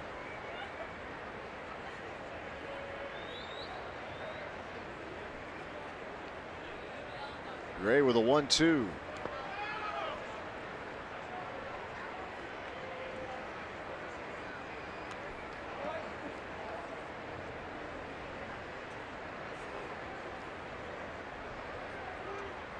ERA for Gray a little over 5 in the home ballpark this season, but the body of work in his career has been very good at Coors Field. 2-2 pitch to Saladino, and another hit for Saladino. Back-to-back singles for Milwaukee here in the 6th. That's just a nice approach. Saladino doing a good job. Couple of RBIs.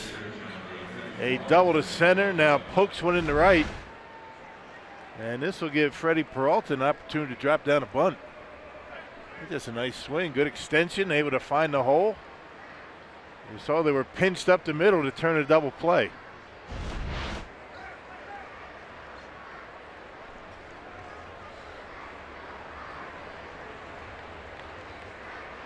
Well, let's see if Peralta can advance the runners here. 10-hit afternoon right now for Milwaukee.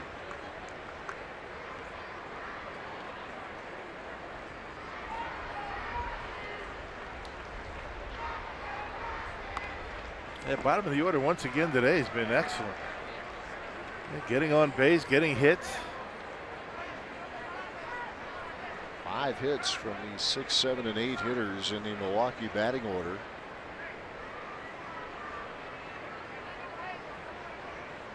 Big plus in the first 2 games of the series.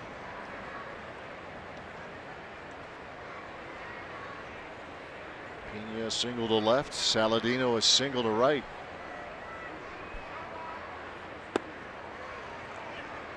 And 0-2 the count on Freddie Peralta.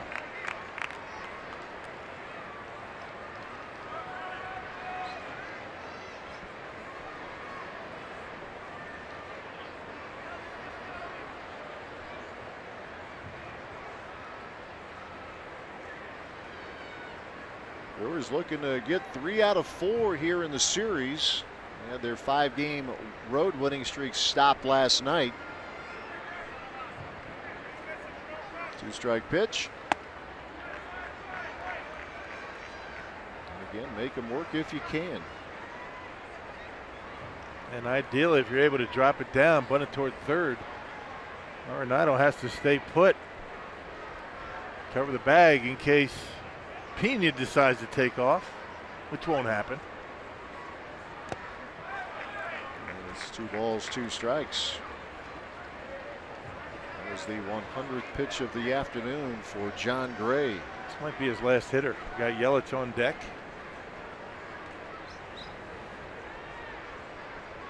And he is at the top end of his pitch limit, and keep in mind a number of left-handers Bud Black can turn to in the Colorado bullpen.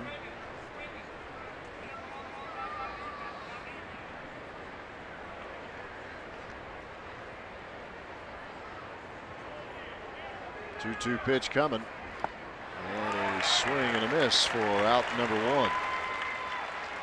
That's strikeout number 10. That will be the final strikeout of the day for Rocky starter John Gray. Brewers getting to him for 4 runs this afternoon. As Harrison Musgrave, one of the 4 left-handers out of the bullpen, will be coming on. Pitching change at Coors Field with the Brewers leading the Rockies 4-0.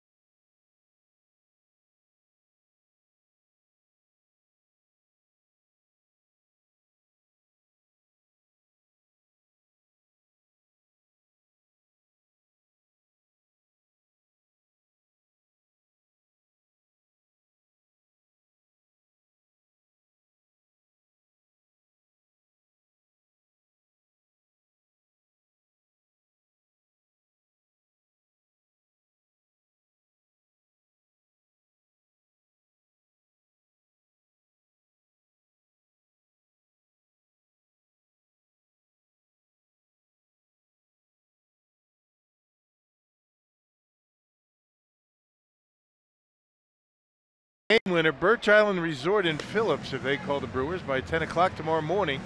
They get 40 tickets to a Friday night game in the Miller Lite Beer Pen. This offer courtesy of the Tavern League of Wisconsin and Miller Lite. Brewers with the threat going, 2 on, 1 out, as Bud Black goes to one of his lefties, Harrison Musgrave, now in there for Colorado. Yeah, Bud Black probably looking for 2 innings maybe. And we saw him on Thursday, 2 scoreless innings against the Brewers.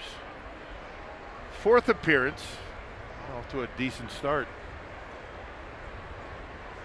So they go lefty versus lefty. Christian Yelich, who has doubled and singled. The single drove in a pair in the 2nd inning. Struck out in the 4th. There's Manny Pena at 2nd and Tyler Saladino, the runner, at 1st.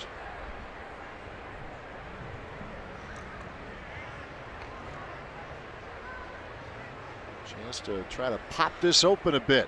Already a 4-run lead. Brewers looking to extend it.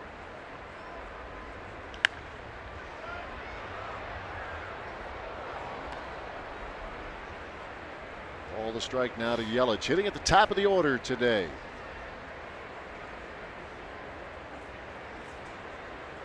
Much deserved rest for Lorenzo Cain this afternoon.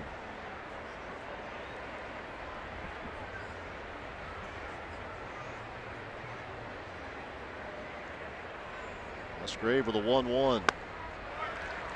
Pretty good slider. He was a starter down in the minor leagues. He got called up on April 23rd. So he can give you multiple innings. 8th-round draft pick for the Rockies back in 2014. Played his college ball at West Virginia. And a wave and a miss when chasing on the slider for out number 2.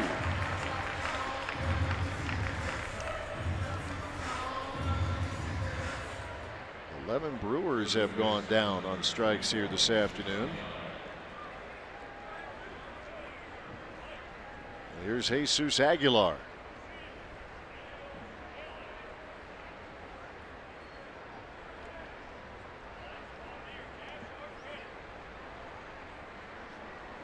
His turn to try to pick up Pena here at least.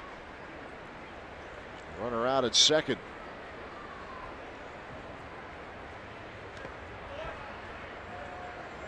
Bounces the slider for ball one. Good college career for Musgrave. Was the Big 12 pitcher of the year in 2013.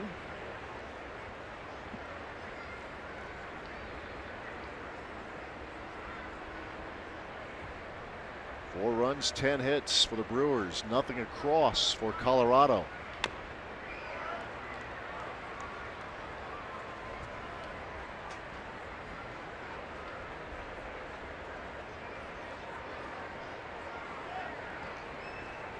Bullpen has had its struggles, but we've seen them pitch pretty well more than not here in this series.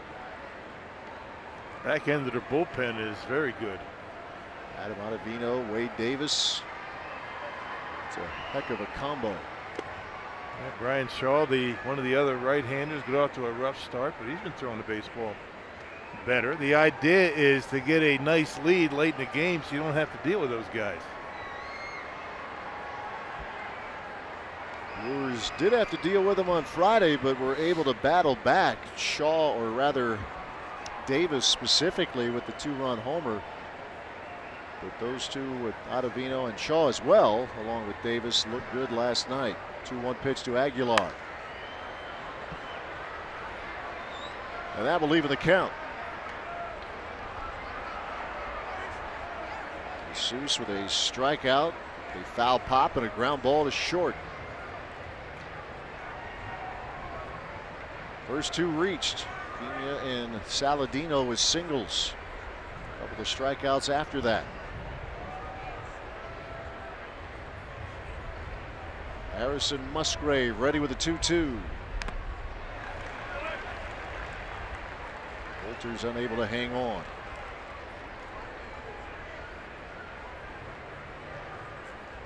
.26 years old, Harrison Musgrave.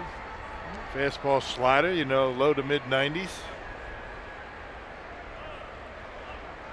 What we've seen from him, pretty effective against right-handed batters, not just lefties, which is why Bud Black likes to use him in multiple innings. His debut season in the big leagues. 2-2 again.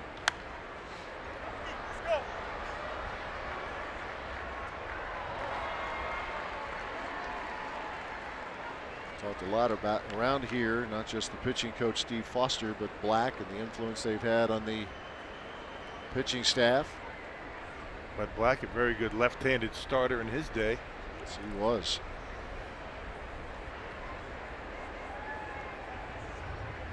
Two balls, two strikes still to Aguilar. And yet another foul ball.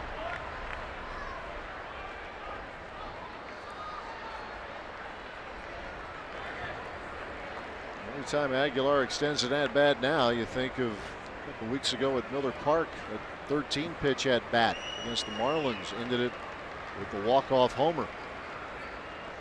Fouling off pitch after pitch.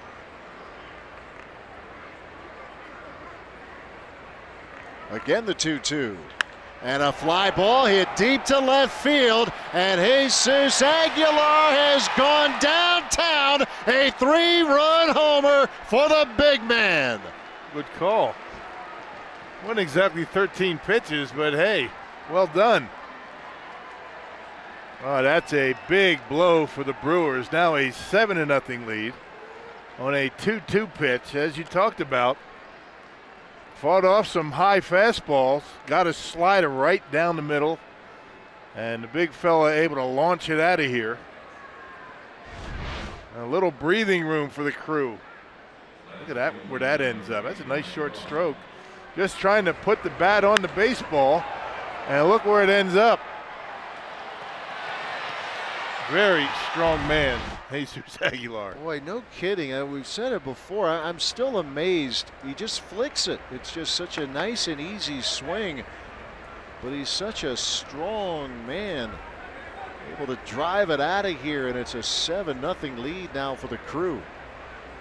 Bat speed at the point of contact. You don't have to wind up and swing as hard as you can and end up falling down. Quick hands, he's got strong wrists. He might be out in front a little bit every now and again, but he's able to keep the hands back, and that provides the power. He's a fun player to watch and handles his positions, plural, now very well. Mostly at first, saw him at third last night. As the Brewers pop it open for Freddie Peralta. Jesus Aguilar, his third big fly of the year, now has 14 RBIs.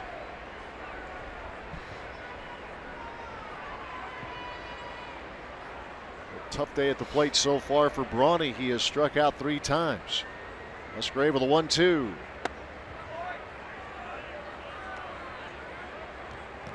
An 11-hit attack now for the Brewers.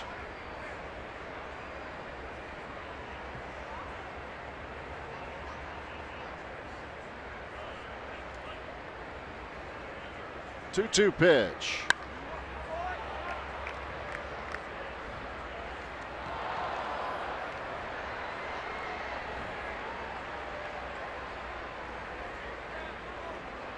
Through a little stretch, he struck out 3 straight times last night, did Aguilar. Struck out to begin today. Didn't get the ball out of the infield until moments ago, where he got the ball out of the yard. So there, he says. Yep. 2-2. These guys have a way of putting that stuff out of their minds. And that's the key, to being successful at this level. You can't think about what you've done in the past. You learn from it, but don't dwell on it, good or bad, for that matter. These guys, going back to last year, seem to really be good at that. Just moving to the next day. And it's much the same here this season through the first month and a half, as there's a ground ball to Trevor Story.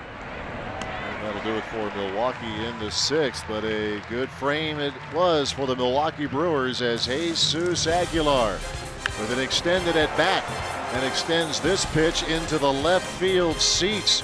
3-run homer to make it 7-0 Brewers in the 6th.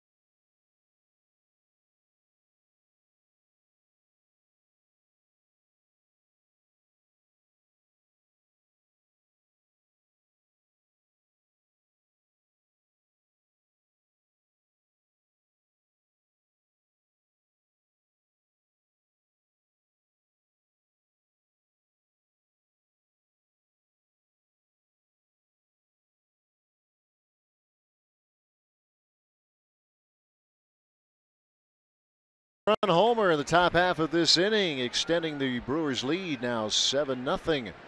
Brew Crew. And at the bottom there, you would have noticed all those zeros that the Rockies have right now. And Freddie Peralta, check this out. This is some of the company he's keeping.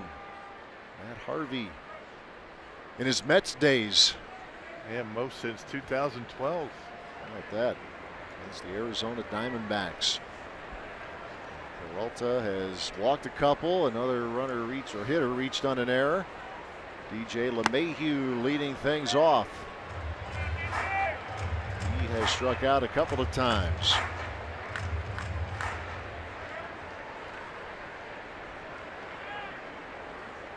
Only runners were in the third inning. Colorado left the bases loaded. He's shown really good command on the outside corner. He's busted hitters inside every now and again, but has been very effective getting the Rockies hitters to chase that high fastball today. Here's the 1-1 pitch. And Ted Barrett, the home plate umpire, giving him that low strike.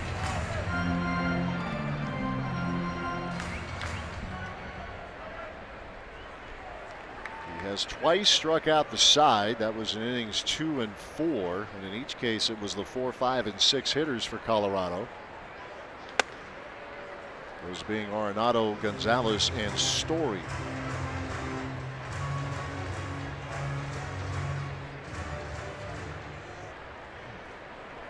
Two balls, 2 strikes to DJ LeMahieu. He's followed by David Dahl and Charlie Blackmon. The 2-2 just stays alive. That curveball.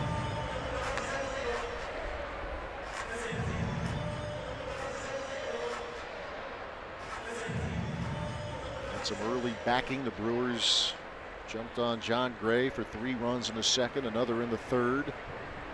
Aguilar launched in the top half of this 6th inning.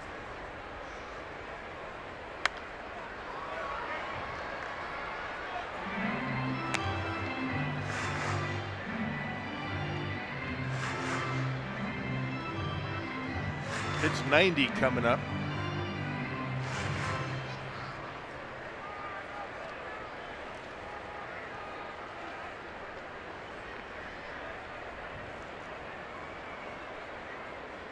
Loading up with a 2-2. And that's strikeout number 12. Yeah, just amazing. I mean, that one pretty much down the middle of the plate. They're just not picking it up. And you got to tip your hat to the way Manny Pena has been able to guide this young man through the game. I mean, calling what's working for him. I mean, that's a low 90s fastball right there that the Rockies just are not being able to make contact on. And it's all about the delivery and hiding the baseball. It's 90 to 94, but it's playing a lot quicker than that. And you heard that, and when you read some material on Peralta, you used to hear and read similar things about Mike Fiers, right? His days with the Brewers. Freddie Peralta is trying to be Freddie Peralta right now, but I think it would be it's a fairly easy comparison, I think, for folks to make. The ball is strike to David Dahl. And there is the first hit of the afternoon for Colorado. 5 1/3 for Freddie Peralta before the Rockies finally get a knock. One heck of a job by that young man. His job's not over, but 5 1/3, no hit innings.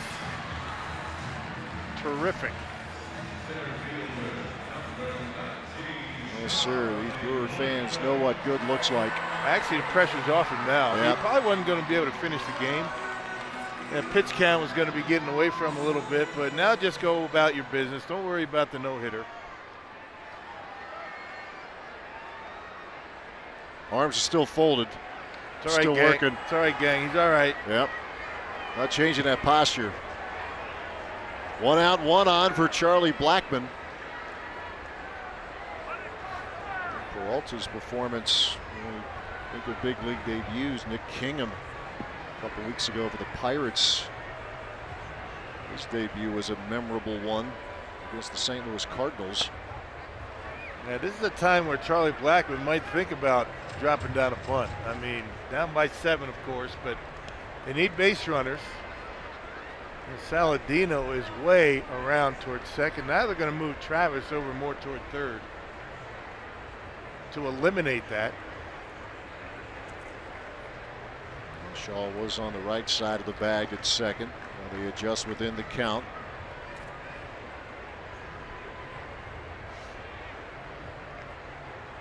The 1-0 to Blackman. That sails way upstairs. The bullpen activity now as Matt Alber's getting loose. Yeah, Freddie Peralta nearing 100 pitches, so not sure how many more over 100 Craig Counsell wants to go. He's gone 111 this year down in the minor leagues. And that was just a 5-inning outing against Nashville.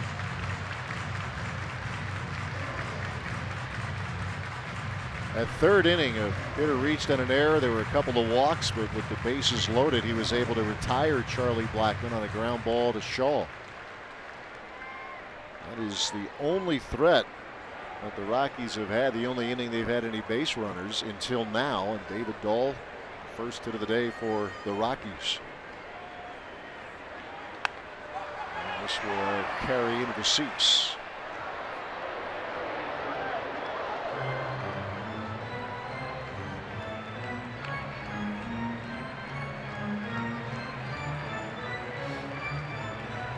Might want to bring a glove. You know, you got to protect Mom a little better than that. Yeah, I don't think he did he? No.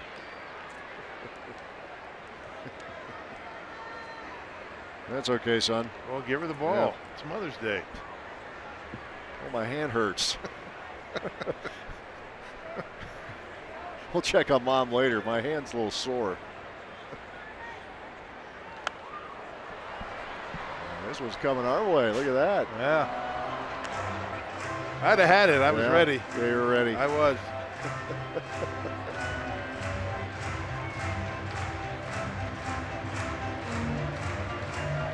We would count on you to protect all of us here.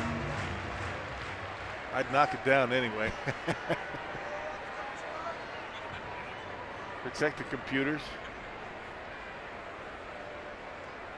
2-2 pitch. There it is, number 13 for Freddie Peralta. Carving up that outside corner right there. Wow.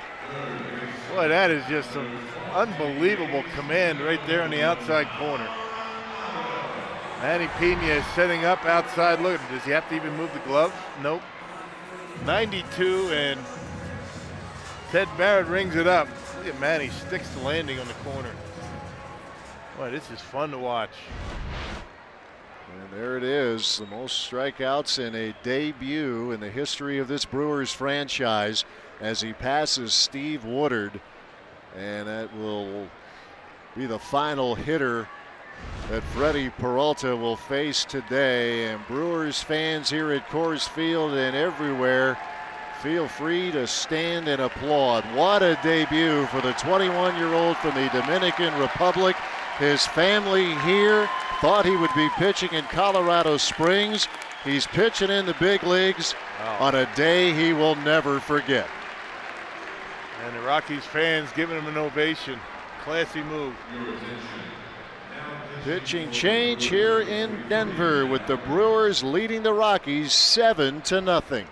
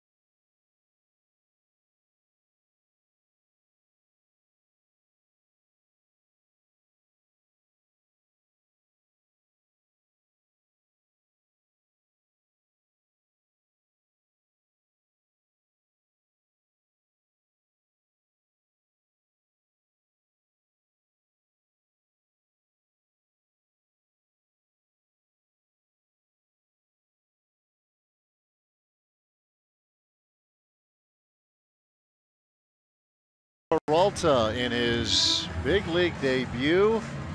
Check it out, the 13 strikeouts, best by a pitcher in his debut in the history of the Brewers franchise. And it took until this 6th inning for the Rockies to even get a hit. I don't even think he would have imagined a major league debut like that. I mean, unbelievable.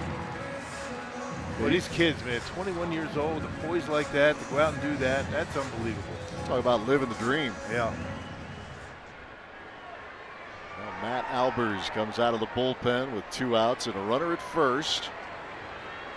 Going to finish off this 6th inning. Yeah, scoreless inning last night. For Albers, earned run average under 1. I bet the Rockies are glad to see the young man out of the game. Imagine. Those are some tough customers that Peralta dealt with today. He caught Blackman, struck him out twice here this afternoon. 1 strike and nothing to Nolan Arenado.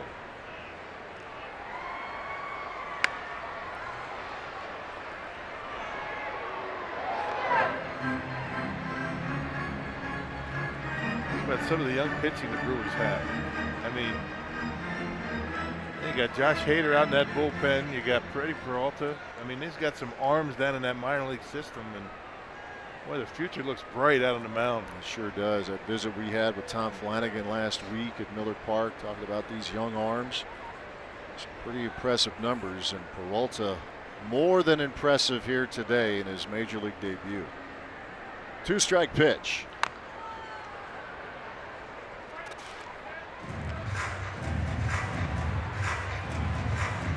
Yeah, I'd smile too. I bet he's going to sleep good tonight. The question is, does he get another start? Well, he certainly earned it. He sure did.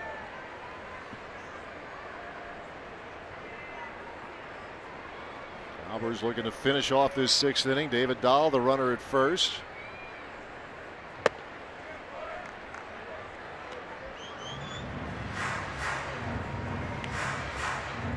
So fun to watch the clip, and then even seeing Peralta in the hotel lobby this morning, a smile on his face. And said it at the outset, he may be more excited than nervous. That opportunity. Certainly didn't seem overwhelmed at all. No, he didn't. Which could be very easy to understand if he would have been. You had a great point. Maybe too young to understand, right? Yeah, right. Just, oh, okay.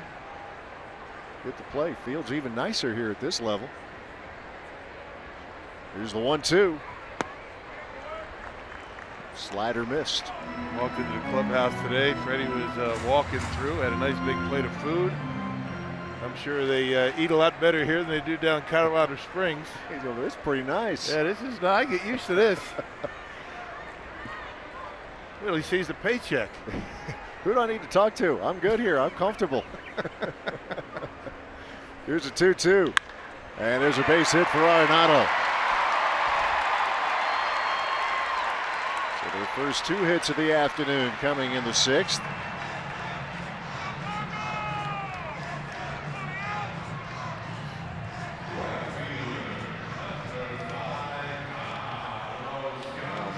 Albers will be dealing with Carlos Gonzalez.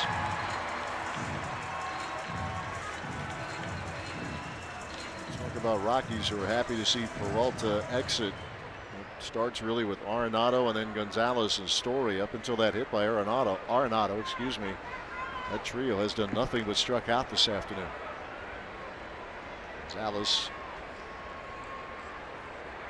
One of those innings where Peralta struck out the side.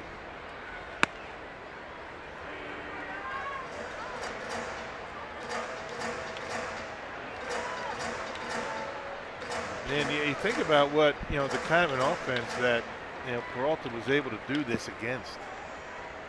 Sure, they're not hitting on all cylinders, but you're talking about a lineup on paper that, as good as any. Yeah, it's an established group. You've got batting champions, you've got a number of hitters who launch out of the park here or anywhere. That made him look bad.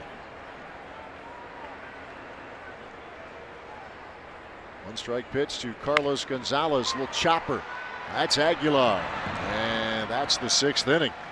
So they get their first 2 hits to the Rockies, but Freddie Peralta keeps that shutout intact.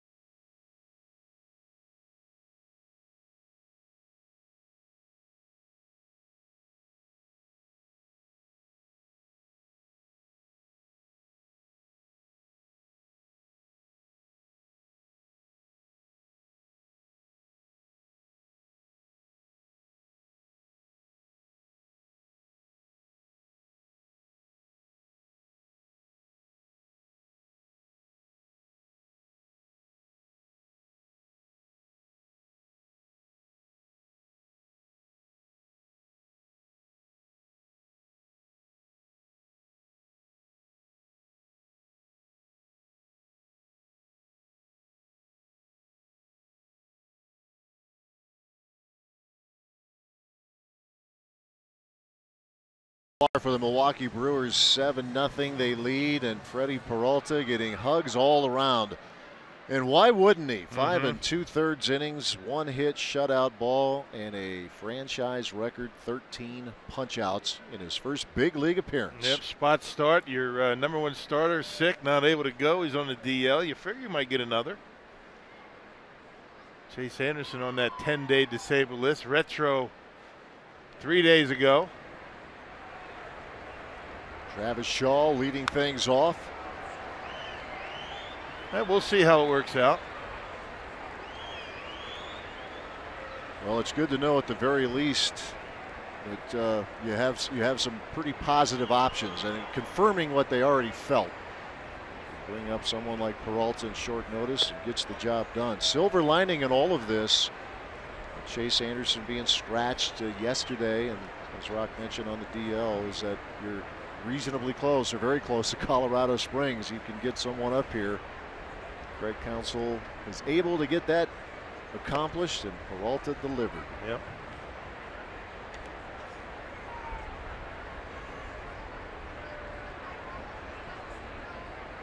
Two balls, 1 strike to Shaw, followed by Santana and Jonathan Villar here in the 7th inning.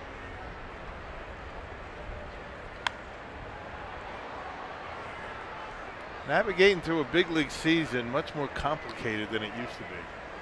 For a GM. Oh, yeah. Front office, I mean, David Stearns, Matt Arnold, Craig Counsell. I mean, it's, well, you got to know the rules. I mean, who's up, who's got options. I think the 10-day DL has really helped keeping players healthy. I know that sounds kind of incongruent, but when you have a guy like, Anderson, he's not going to be able to pitch. And you put him on a DL, he misses 1 start, right? Right. So the 10-day DL has really helped, I think, keeping teams from playing shorthanded with guys that are banged up. Into the shift, Travis Shaw rolls one to LeMahieu for out number 1. It goes back to organizational depth. You hear those 2 words put together a lot. The Brewers, I believe they have a fair amount of it, that depth, and they're putting it to use again. And goes Santana, having himself a good afternoon here.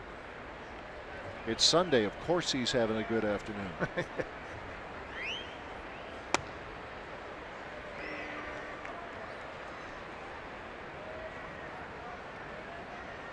Scored a run in the 2nd.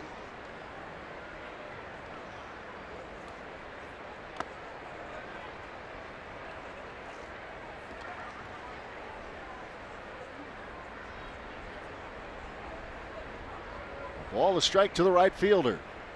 Harrison Musgrave remaining in there for the Rockies.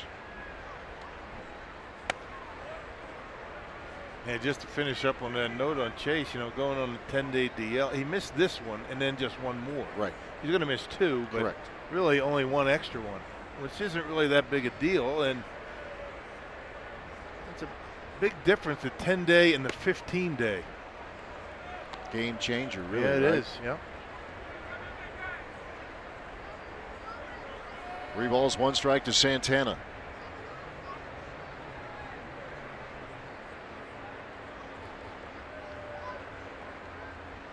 A single and a double to go with a walk today for Domingo Santana.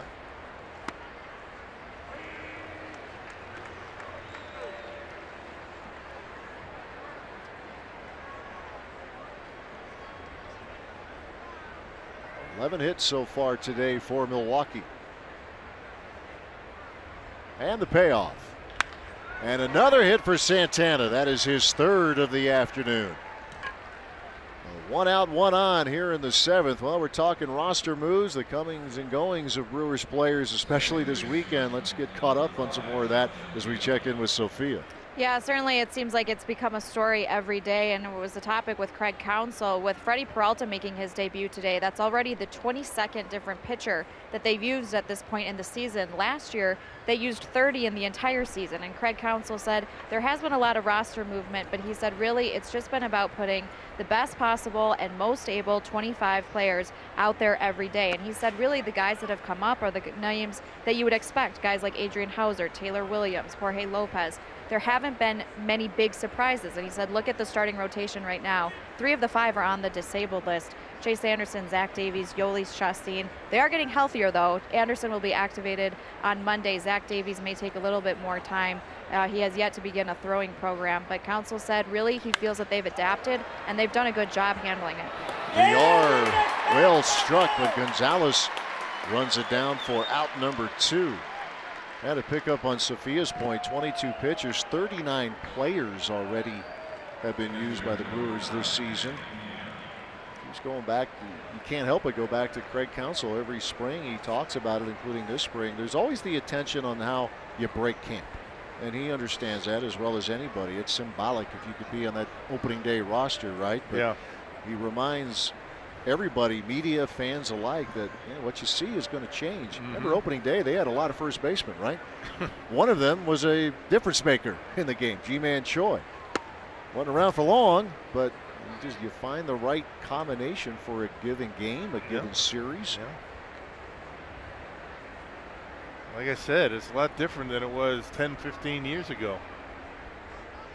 Rosters didn't change a whole lot back in those days. And even more these days because a lot of different reasons, but 8-man bullpens and the core players stay the same. It's just the fringe, the end of your bullpen, the guys on your bench, maybe your 4th and 5th starters, but those are the guys that are moving around all the time. Right. And they can help you win a game here and there, and can make all the difference. Except of course when somebody like Eric Dames gets hurt, you got to put him on a DL. Right. So you figure every game is precious. If it doesn't go well, you have to try to forget it quickly and move on. But get into September and those races get tight for playoff spots.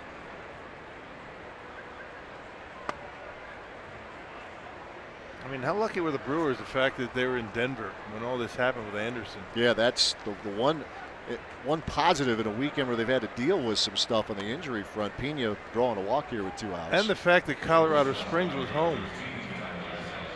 Another good point. So, they could have been in Nashville. Right, it could have been a lot worse. It could have been in a bad spot. It could have been one of those, bullpen games, yesterday. It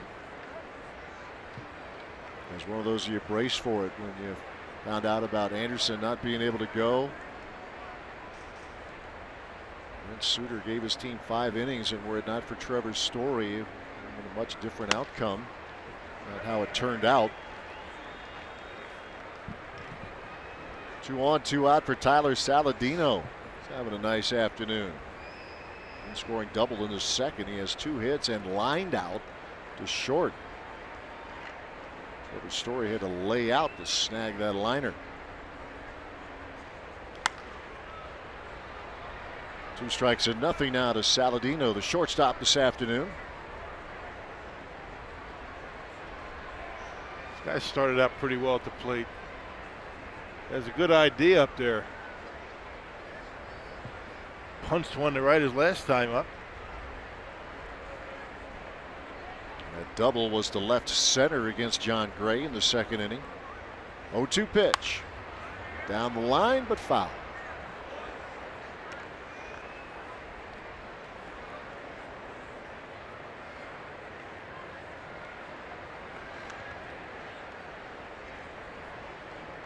Musgrave on in relief of John Gray, who went 5 1/3.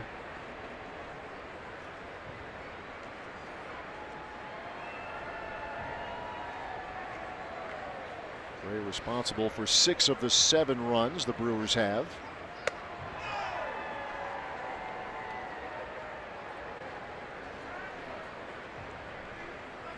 Hernan Perez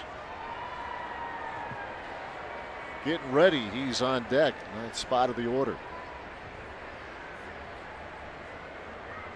Taylor Williams getting loose in the Milwaukee bullpen. Was that missed? That was a major flinch by Ted Barrett. I thought he was going to ring it up. So did Musgrave. Watch the home plate umpire. No, I don't like it. All right.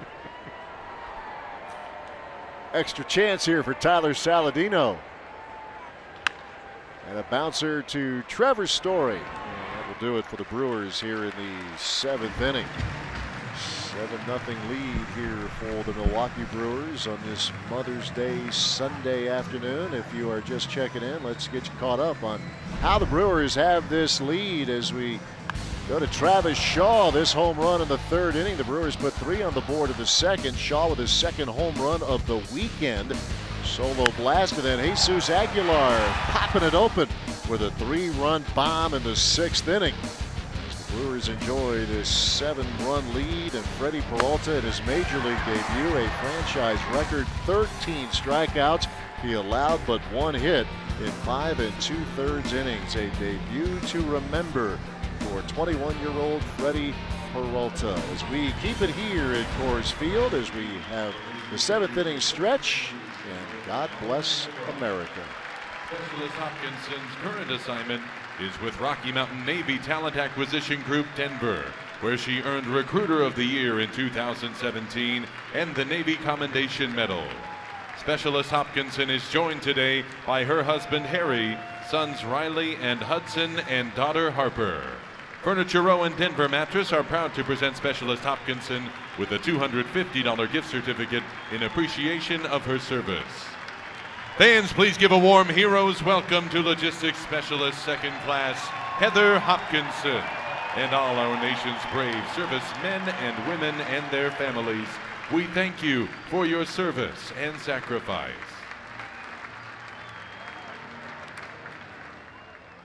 Fans, please rise as we honor our great country with the performance of God Bless America. Performing God Bless America today, representing the United States Air Force Academy Band, is Staff Sergeant Ben Sampson. Please welcome Staff Sergeant Sampson and join him by singing along to God Bless America.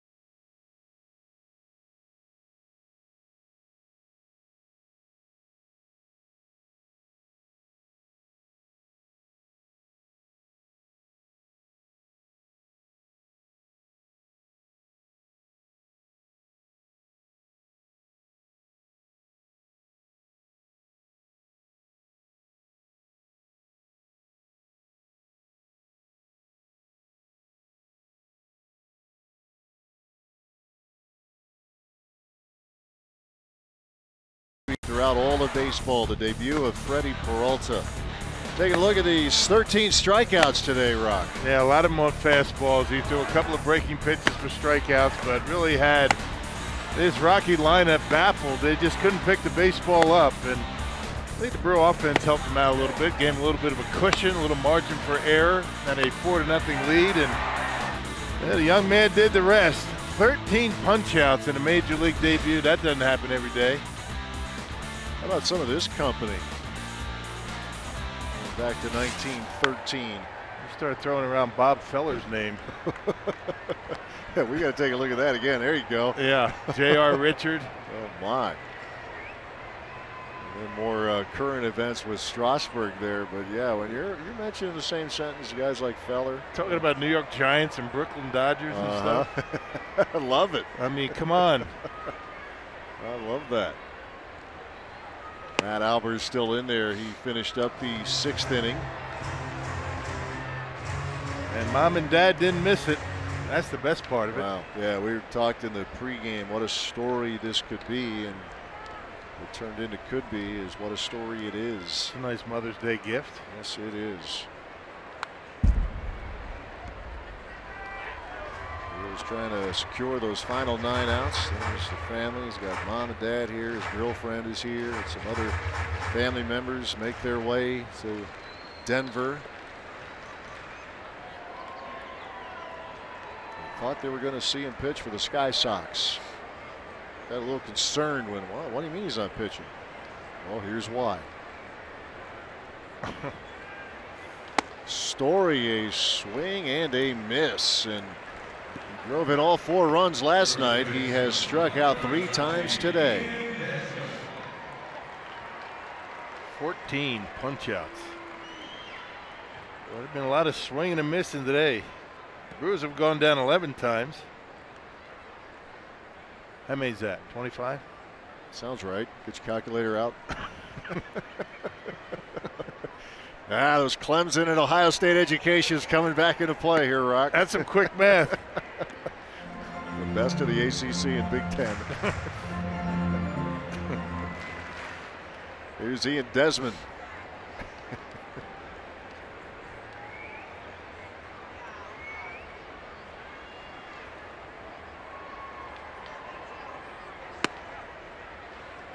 Desmond's put the ball in play. Both of his at-bats, and he would be the only member of the, actually one of 2. David Dahl also has avoided the strikeout bug going around here today. Here's the other thing about today's game. I mean, you got to really give a little credit to Ted Barrett. I mean, he's been calling the edges today. I mean, we sit up here, we see every game, and a lot of times those marginal strikes just aren't called strikes. He's been doing that, rewarding pitchers for pretty good location. And now Desmond does strike out here, and that's the first time he's gone down on strikes, and that's 15 now for Brewers pitching. So good job today, Ted. Yeah. Close enough. Better let her rip, boys. I mean, we're talking about they're calling strikes, so that's what he's doing. Yep. I mean, he's not expanding the strike zone, according to our box that we have here on the screen. Right.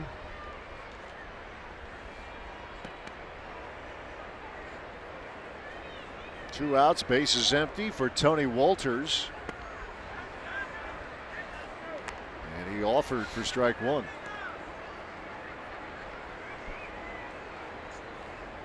Walters reached on an error in the 3rd inning. That was the inning the Rockies left the bases loaded.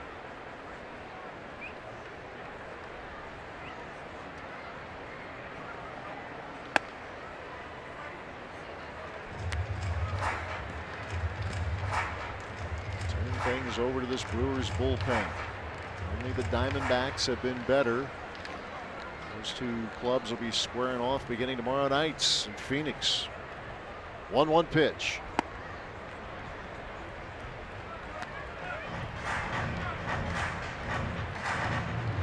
Brewers pitching, keeping this nice crowd pretty quiet here so far at Coors Field. Even Dinger's been kind of quiet today. Yeah, not much going on for the mascot. Dinger brought his mom today.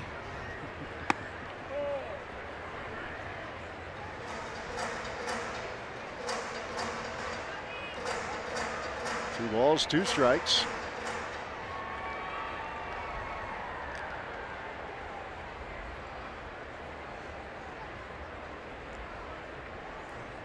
Albers looking for a 1-2-3 inning.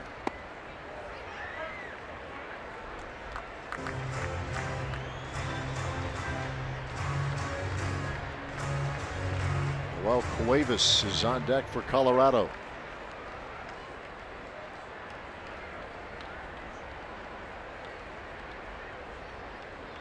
Full count to the Rockies catcher. Payoff pitch. And a drive to right field. This will get the Rockies on the scoreboard.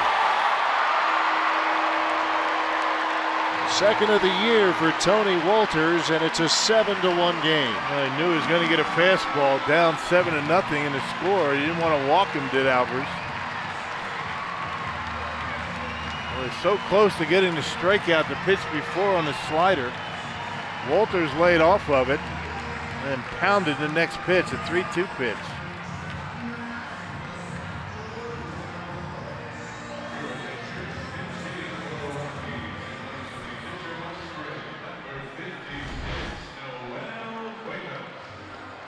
Yep, right down the middle, 92. Didn't miss it.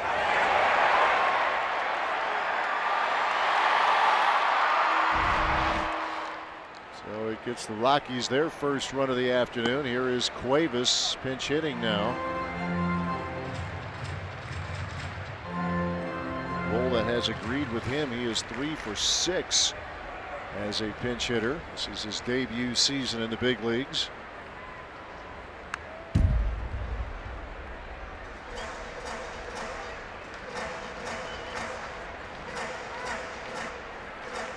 To start here and there.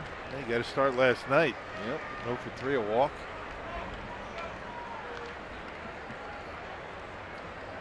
Six starts for him in right field. One other start in left for Cuevas. 1-1 pitch. And Pena took that foul ball. Of course he did.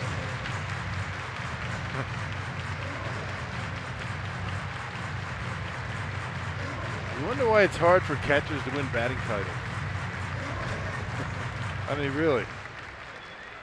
Think about all the trauma to the hands, you know, foul tips, you know. And what's more important than the hands, right, in hitting? Typically they don't run all that well, so not a lot of infield hits. You feel real good that first day of spring training, right? Downhill from there. You peak early. That's everybody, though. But especially catchers. Right. Gotta be. Albers with a 1-2.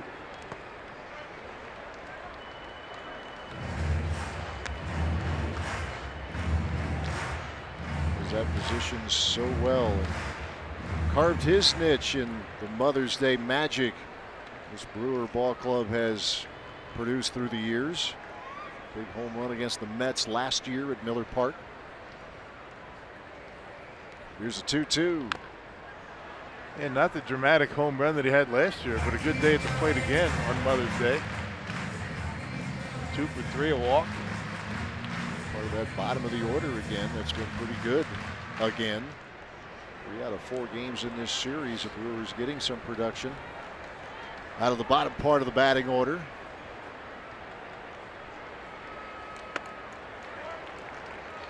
Cuevas battling Matt Albers here, a full count. Strikeouts of Story and Desmond to begin the inning before Tony Wolters homered.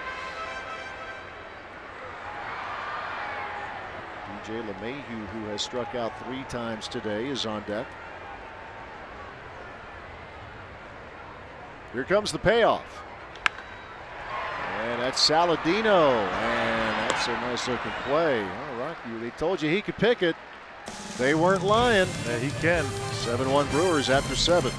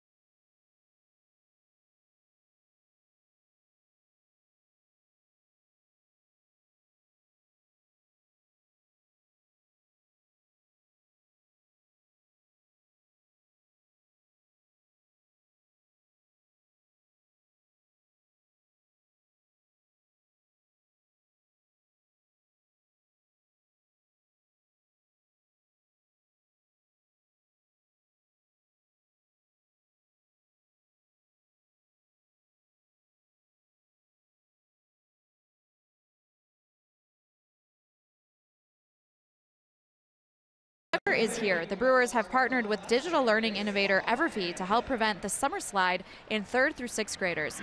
All students are invited to participate in this online baseball-themed learning course that helps reinforce critical math and literacy skills. Students can earn points and receive progress-based rewards throughout the summer. You can visit summerslugger.com/Brewers to learn more and sign up today. All right, thanks, Sophia. We move to the 8th inning, and now Brooks Pounders on the mound for the Colorado Rockies. They got called up from AAA Albuquerque. That was back on April 24th. 4th appearance. He's a big guy, 6.00 earned run average. You see the batting average. He's had a rough time of it, almost a .500 opponent batting average for Brooks Pounders. We will face Hernan Perez, who's had a good series. I'm seeing him at the plate for the first time here this afternoon.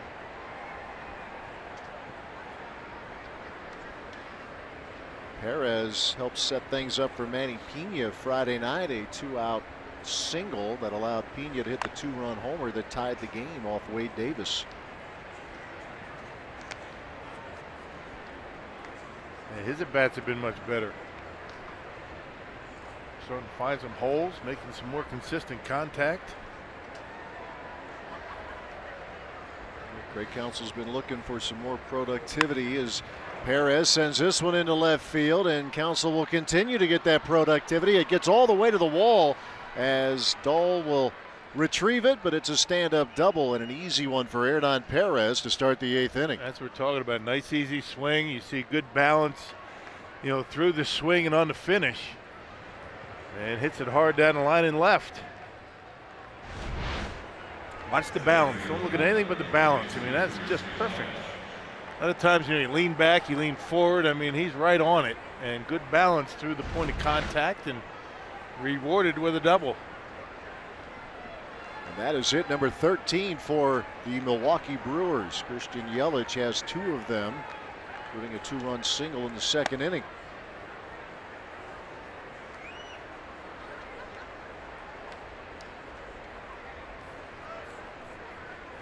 So with the exception of last night when the Brewers were shut out and held to 5 hits, they have been in double digits in the hit column in the other 3 games of this series.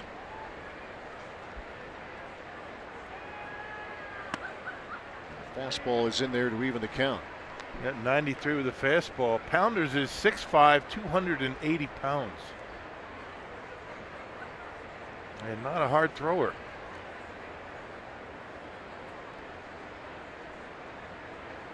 Ball a strike to Yelich.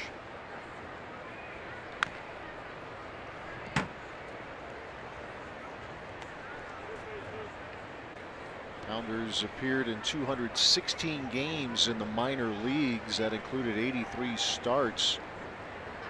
The Pirates organization, the Royals, and the Angels.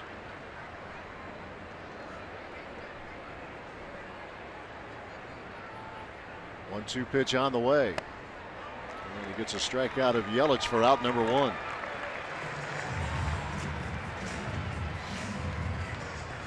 One out with Perez the runner at second for Jesus Aguilar. And an extended at bat in the 6th inning, and here's how that at bat ended against Harrison Musgrave, a 3-run homer for our Badger Mutual Insurance runs of the game. Yeah, that was a big home run. That gave the Brewers went from 4-0 to 7-0, and Jesus Aguilar in the hit parade with that home run. 3 homers, now 14 RBIs on the year for Aguilar.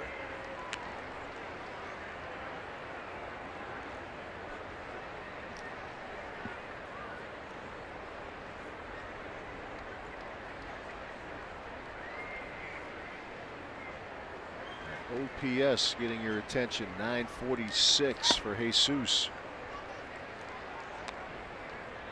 Honestly, a lot of those numbers will get your attention, what he does at the plate. Yeah. Covers both sides very well.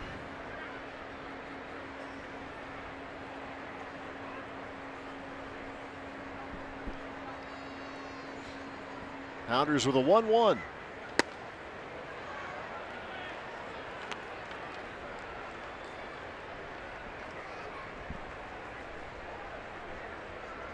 3 runs in the second, 1 in the third, and a 3-run 6th inning for the Brewers.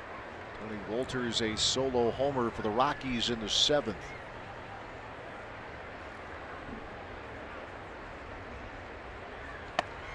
Swings through that fastball. Asking Ted Barrett if that was up. Probably was a little bit.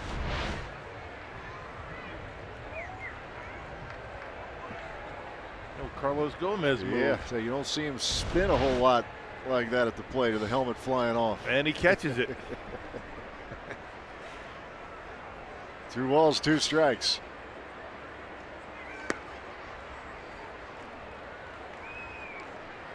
Pounders had a handful of appearances with the Angels last year. Actually 11 and 13 appearances with the Royals 2 years ago. Perez led off this inning with a double to left. Payoff pitch. And back-to-back strikeouts for Brooks Pounders here in the 8th inning. Yeah, slider down.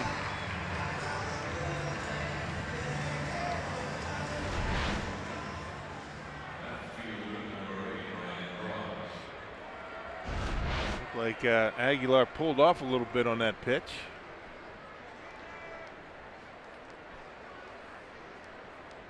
So 2 outs for Ryan Braun, looking for his first hit of the day.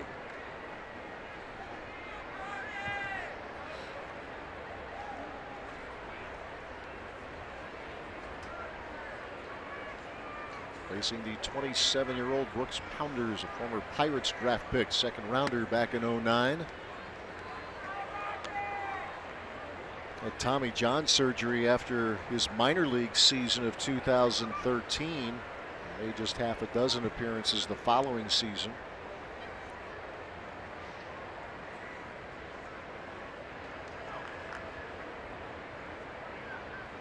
One-0 pitch to Braun.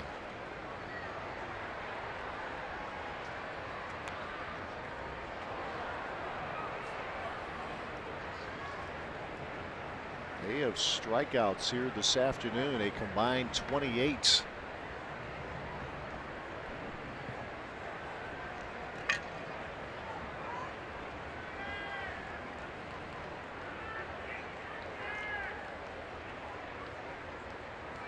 Break-even pitch. Missed in with the fastball.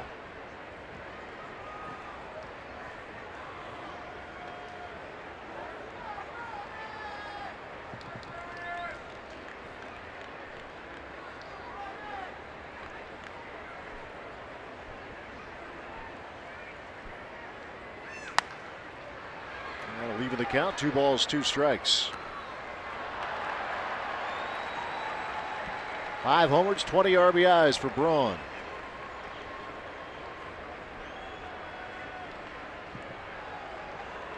Travis Shaw, who is homered today, is on deck.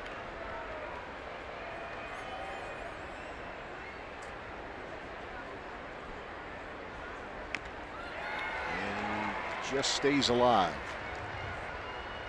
That slider, not a bad pitch for Pounders. He's been able to keep it down on his own. Hadn't made a mistake with it.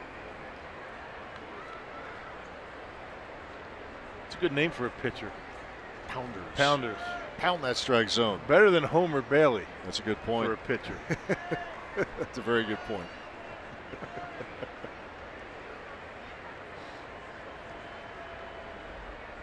The 2-2. Braun will waste another one.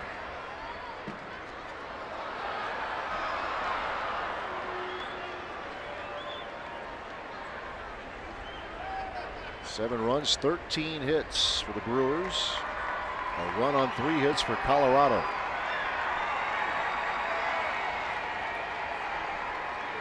Battle continues. Pounders versus Ryan Braun.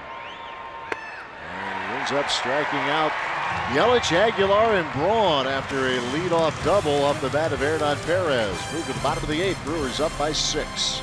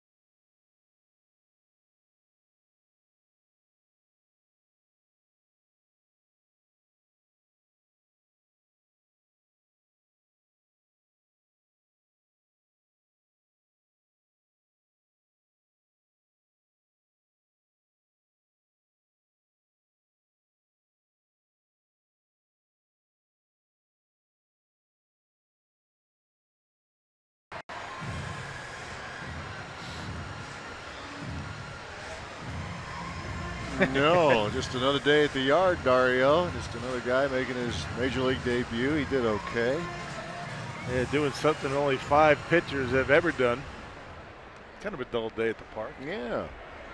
19 appearances for Dan Jennings. So Jennings gets the 8th. He's had good stuff this year. 169 the earned run average. 2-1 record, has not allowed a home run to this point in the season. And he will face the top of the order. Hernan Perez, by the way, remains in the game. He is out in left field. The day is done for Ryan Braun as LeMahieu, first pitch, hacking and a base hit.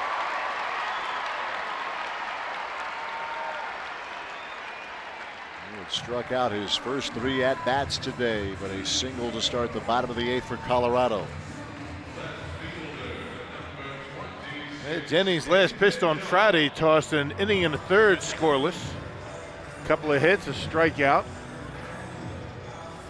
allowing the Brewers to come back in that game.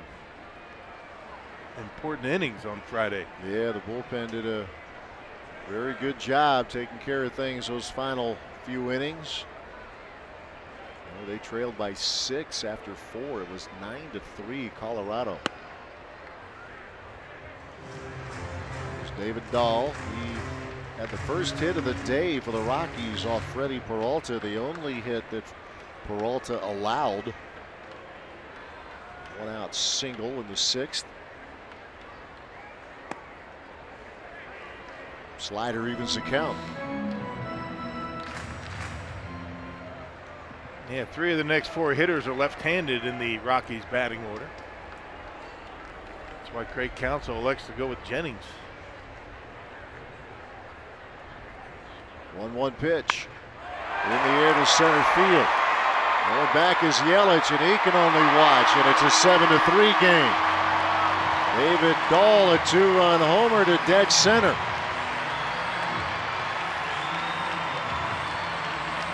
Up on a 1-1 pitch. Getting a little interesting at the ballpark. Craig Counsell, I would imagine, trying to get through this game without having to use Jefferson Hader, but there's still nobody out. And the Rockies have scored 3 unanswered runs.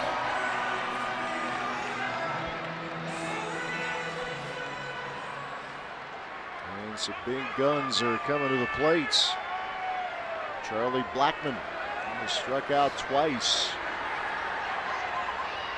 He was Peralta's 13th and final strikeout victim here this afternoon.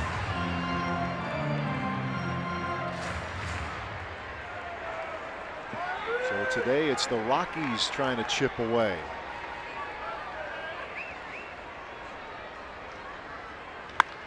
And position with Saladino, but a hot shot that he cannot stop, and the first 3 are on for the Rockies in the 8th. Yeah, Jennings not fooling anybody. 3 hard hit balls in this inning.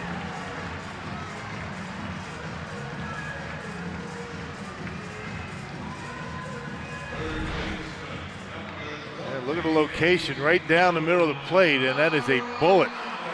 Saladino able to knock it down, but not able to make a play. Derek Johnson wants to go out and have a chat with Jennings and allow the Brewers bullpen to get loose. Jeremy Jeffress getting loose. Unfortunately, the Brewers in a position right now where they have to get him up and ready.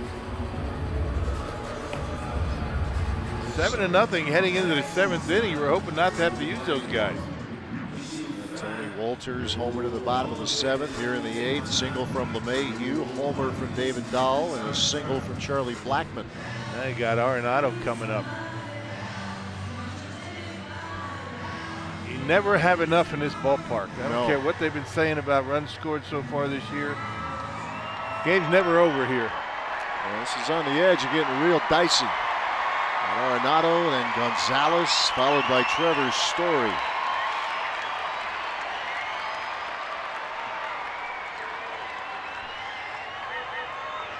Arenado with those big career numbers against Milwaukee.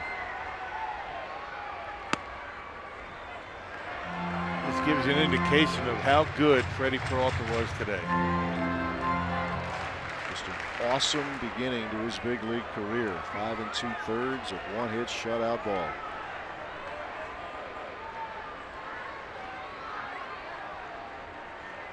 Jennings brings the 1-0. Popped him up. And Jonathan VR will handle it for out number 1.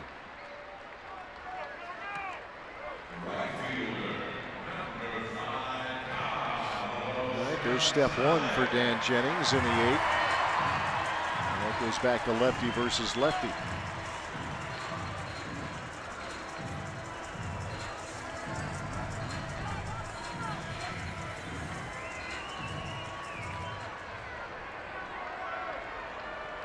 Couple of strikeouts. Peralta ended up with 13. Franchise record for a Brewers pitcher in his big league debut. Jennings good at getting the ground ball when he is on point.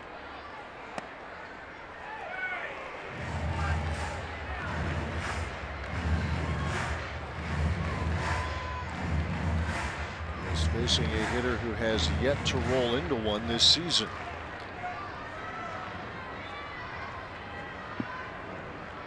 As many do, lefty hitters struggle against lefty pitchers.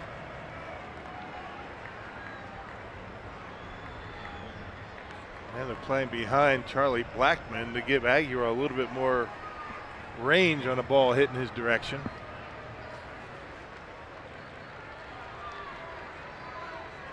Oh, and 1 the count to Gonzalez. Make it 0-2.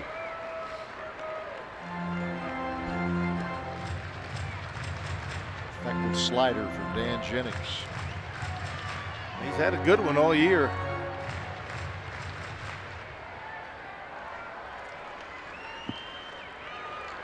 Rockies now with 6 hits in the game.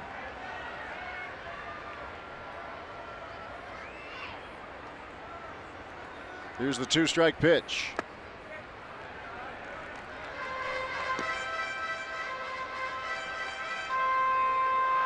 DJ LeMahieu led off with a single to center. Dahl homered to center. Blackmon a single. Arenado, they pop up to second.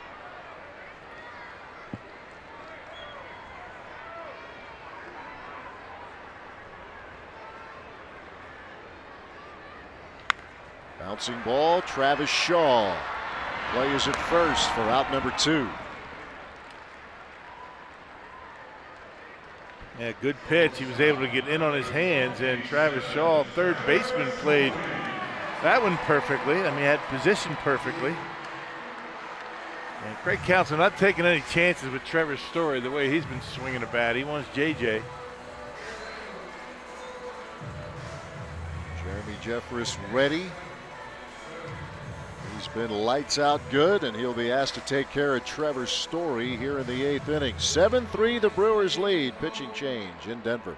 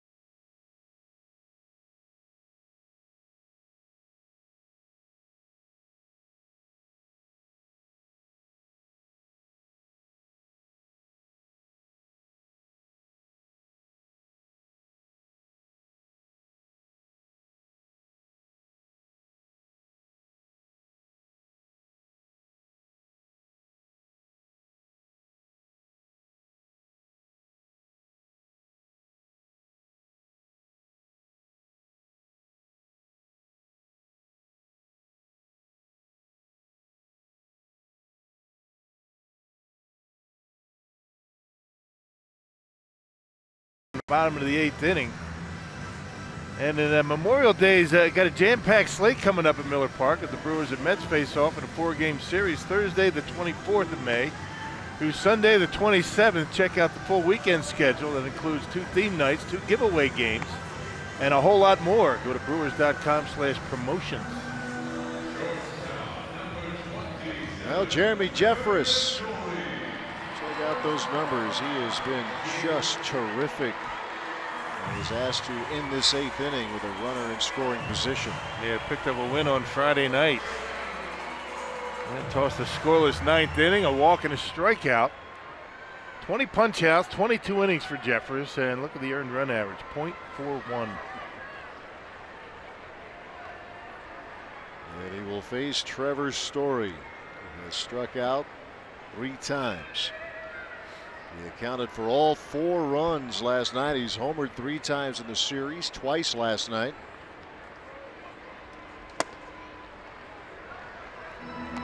Of the many amazing statistics for Jeffress, only 2 of 14 inherited runners have scored on him this year. He has pitched this team out of multiple tight spots. He comes in with Charlie Blackmon, the runner, at second and 2 outs. Here's the 1-0.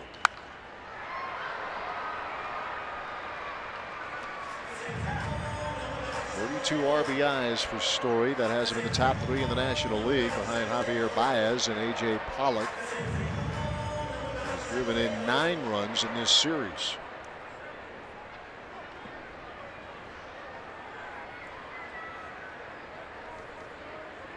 A ball, a strike.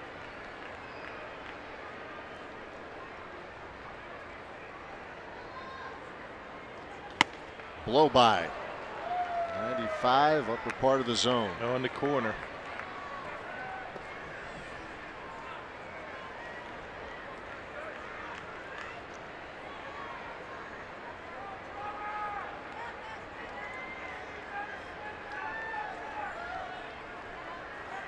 One and 2 the count to the Rockies shortstop.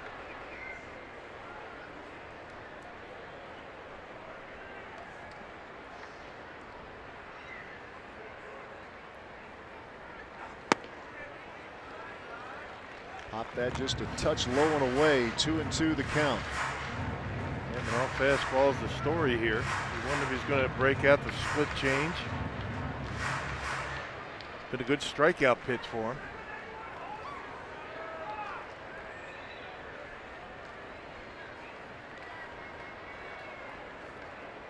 Jeffress loading up with a 2-2 pitch.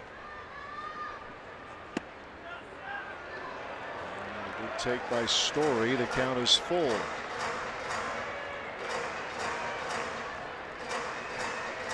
Ian Desmond is next.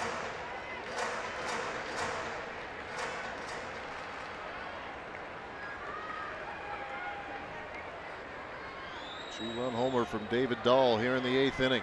He's pulled the Rockies to within 4. Here's the 3-2 pitch. Quite able to hang on. Well, if he caught it on the rebound, it would have been an out. As long as it hits the glove first.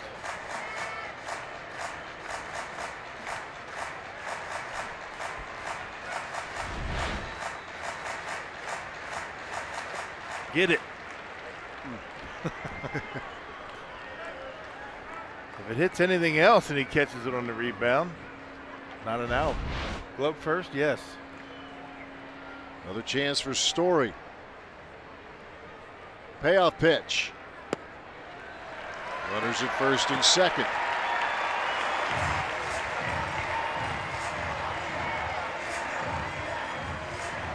So the plot will thicken just a little bit here in the 8th inning.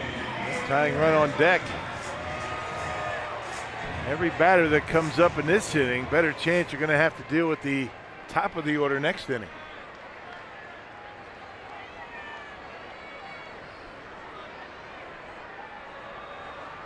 Single from Blackmon, a walk for Trevor Story. And Desmond hitless in 3 trips to the plate.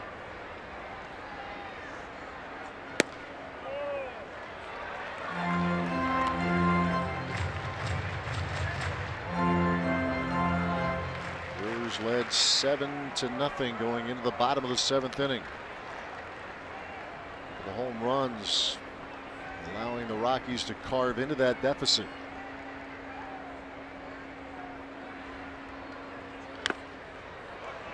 A ball, a strike now to Desmond. They've been off fastballs in this sequence for Jeremy Jeffress since he's come in. Usually he doesn't do that. He's got a good curveball, the split change to go with it.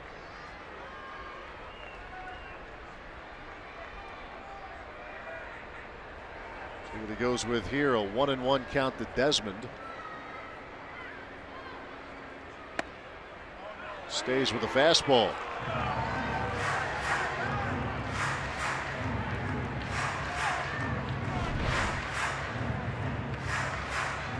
That's what I'm talking about. Ted Barrett calling those edges. Not much for Ian Desmond to do with that pitch. And now let's see if Jeffress could put him away. The 1-2. Took a little something off. Split change, 90 miles an hour. He throws about 90, 91.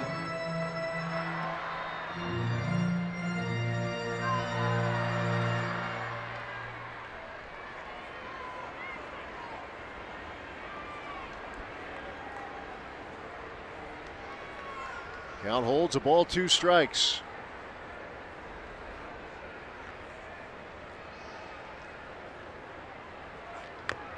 And again, Desmond just able to fight that off.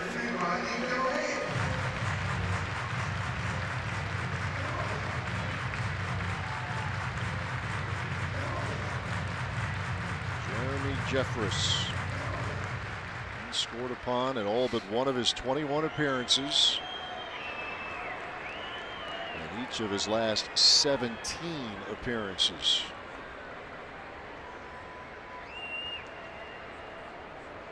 Ready again with a 1-2. Back up the middle. Saladino gets to the bag ahead of Story, and that will end the inning as Jeffress again turns back the Rockies. Brewers up 4 as we head to the 9th.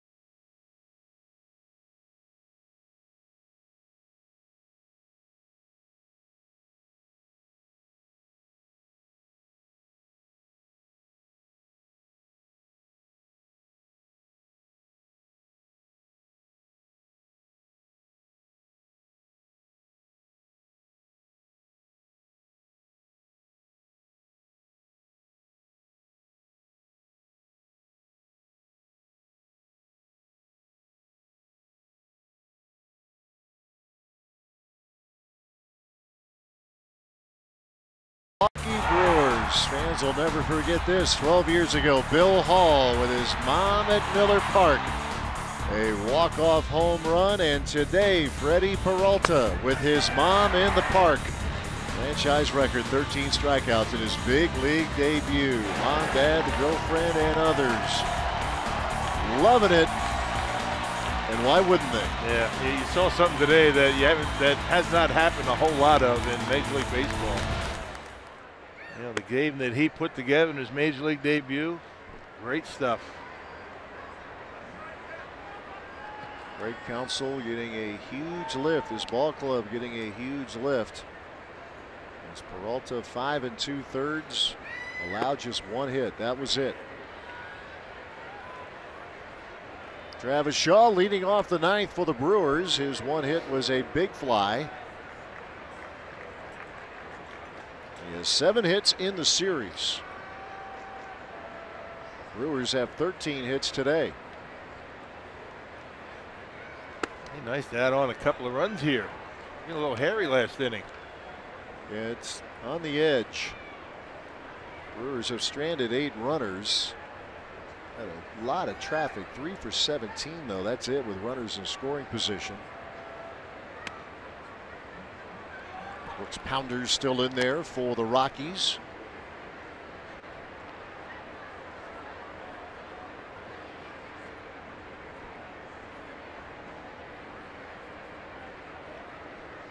Three balls, 1 strike to Travis Shaw.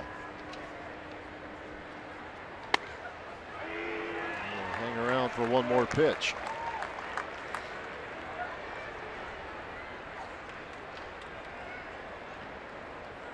Shaw, Santana, and VR here for Milwaukee in the 9th inning.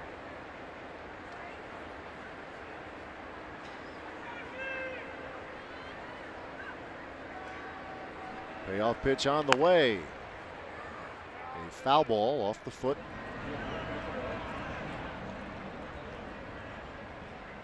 White Sox beat the Cubs this afternoon at Wrigley Field 5-3.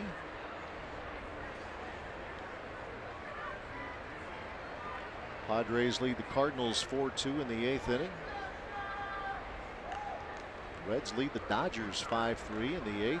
Reds have been giving the Dodgers headaches this weekend. And that loss by the Cubs broke a 5-game winning streak. Yeah, they really were protecting the home field. Shaw with a deep drive, but that will be a foul ball.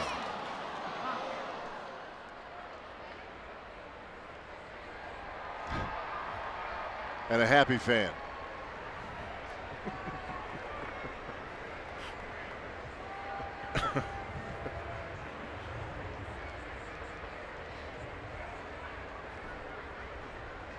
Three-two pitch on the way. Shaw extending the at-bat here to start the 9th inning.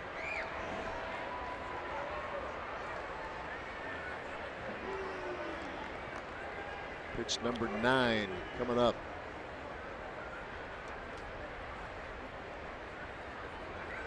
And he will need a 10th.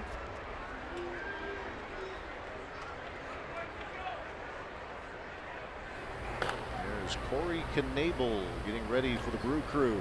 Trying to protect the 4-run lead.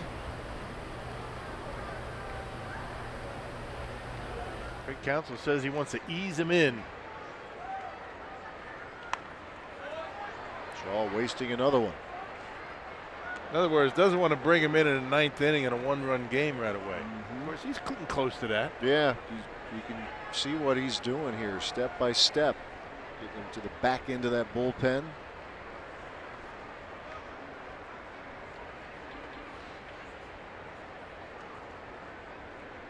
Another 3-2 pitch. And a ground ball to DJ LeMahieu. That's out number 1. Let's check out Miller Lite's What's on Tap. Brewers head on to Arizona. Junior Guerra gets the call tomorrow night against Patrick Corbin. Yali Chassin and Zach Greinke on Tuesday night. Brandon Woodruff and Matt Cook will have at it on Wednesday afternoon. Our coverage 7:30 with Brewers Live on Fox Sports Wisconsin. Brewers and the D-backs. Yeah, first place Arizona Diamondbacks in the West. They've lost 4 in a row. Yeah, they've run into a little trouble with the Nationals this weekend, but yet they have a 2.5 game lead on the Rockies in the West. Meanwhile, the Dodgers are 7 under now, 16-23, the defending National League champs.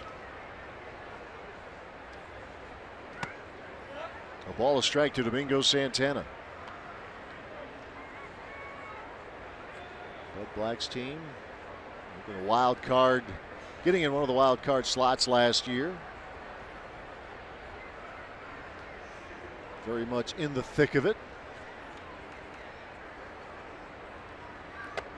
Look out. High and tight to Santana.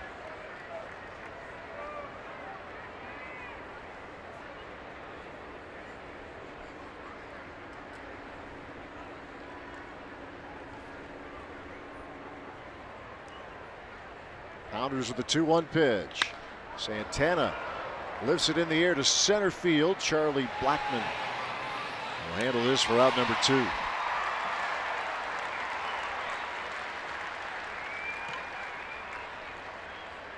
Good day for Domingo Santana. On base 4 times, 3 hits and a walk.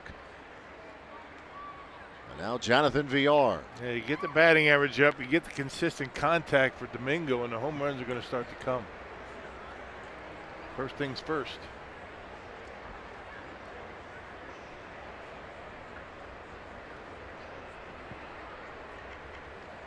So Villar against Brooks Pounders.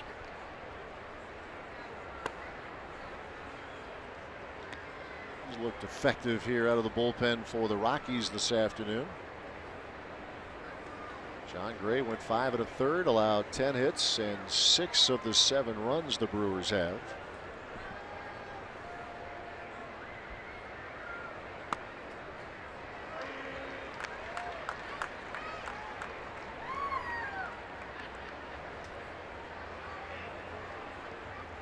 Brewers grabbed the early lead this afternoon with a 3-run second. Added another in the 3rd. Gave Freddie Peralta a little bit of cushion to begin his major league career. Boy, did he make good on it. Yes, he did. And he was able to throw strikes. Well, that was a big question mark, right? You know, walks, you know the strikeouts were there, but not 13 of them. He's a strikeout guy, but he walks a lot. He only walked 2. Both coming in 1 inning. Ball 2 strikes to Jonathan Villar. That was the inning where he was in trouble, the only inning he was.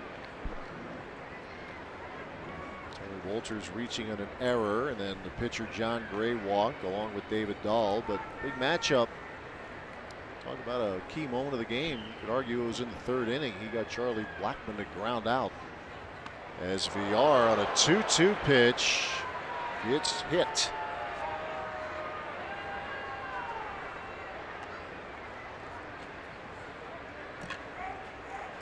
That gets away from Pounders. The Brewers have a 2-out runner here in the 9th. Yeah, I'll say. I mean, no chance to get out of the way of that pitch.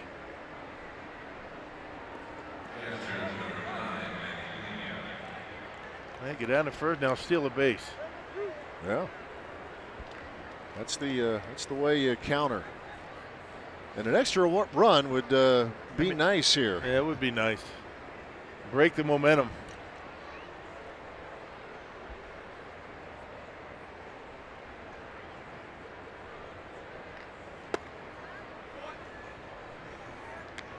Manny Pena with a couple of hits today. Yep, nothing doing in that Rockies bullpen, so this is Pounders inning, regardless.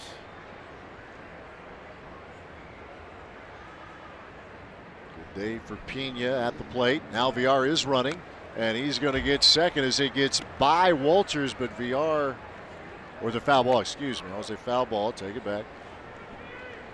Slow down, Matt. What a great jump he had. Yeah, that's what I was watching. Yeah, Pena check swing. I think he wanted to allow Villar to run because he had such a good jump. He had that one stolen easily. That's a good jump. No chance to throw him out. A ball, a strike. Runner holds this time. Breaking ball in there for strike 2 call.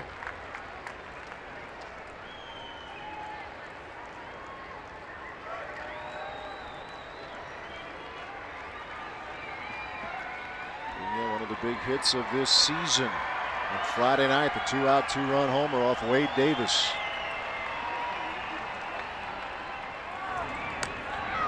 Catch Villar leaning. 6 stolen bases. He's been caught once.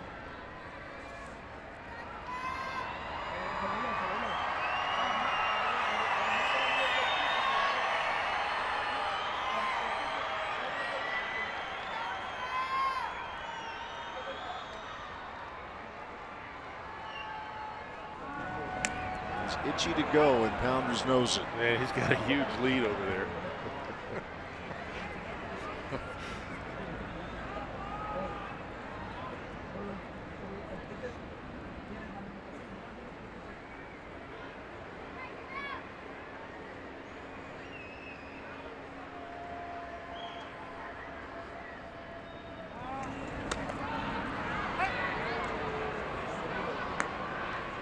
Well, with all this, again, we often say it, maybe he will make a mistake and Pena can drive one.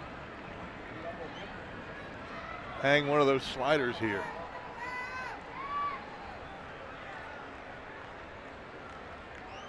Still a ball, 2 strikes to Manny Pena.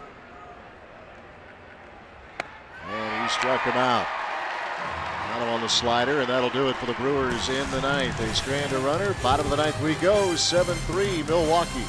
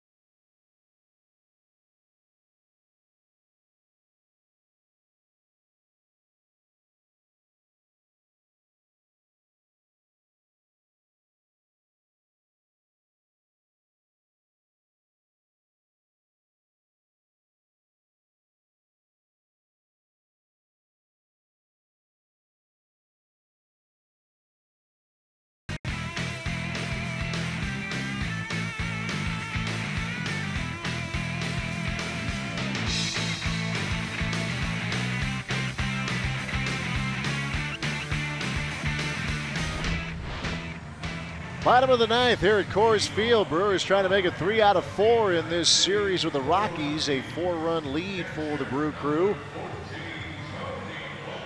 They have left some runners on base, but still a 4-run lead. Getting some home run power and a great debut for Freddie Peralta.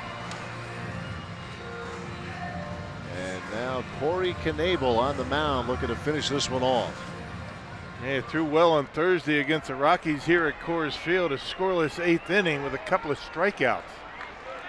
Looking to protect a 4-run lead here in the 9th. Tony Walters will start things. He homered his last at bat to get the Rockies on the board. Orlando Arcia now on at shortstop. Tyler Saladino is sliding over to second base now for Milwaukee. Here's the 1-strike pitch. A bouncer to Aguilar. 1 up, 1 down here in the 9th.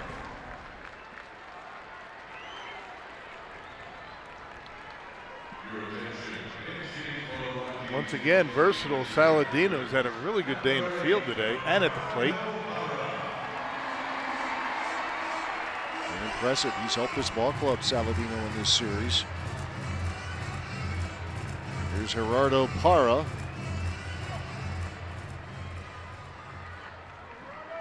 Through those 5 hits, he had 4 of those on Friday night, a 4-for-5 night. The one-time Milwaukee Brewer.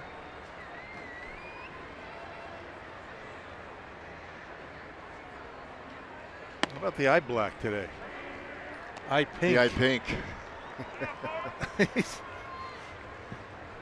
Very much in the spirit of the day. I think it's just for effect because it really doesn't help you much, does it? They wear the eye black down there, obviously, to to help to protect against the glare. Sure. With the sun, but I'm not sure what the effect pink has under the eyes. A little skeptical that that's helping. It looks good, though. Here's the 1-1. There's that curve from Knebel. You see, Parr goes with the real thick under the eyes. Now, Saladino, did you check his eye black out? Real thin. He's got the thin. Real thin, yeah. Yes, he does. Yeah, see, there it is. So he's got the thin mustache, so you go with the thin eye black. Yeah. He's very stylish. A ball, 2 strikes to Gerardo Parra. Lifted out of play. That's about normal. There you go. That's about where you have it, the thickness. No surprise that Yelich would be pretty standard. That's right. It stays middle of the road. Now that's a statement.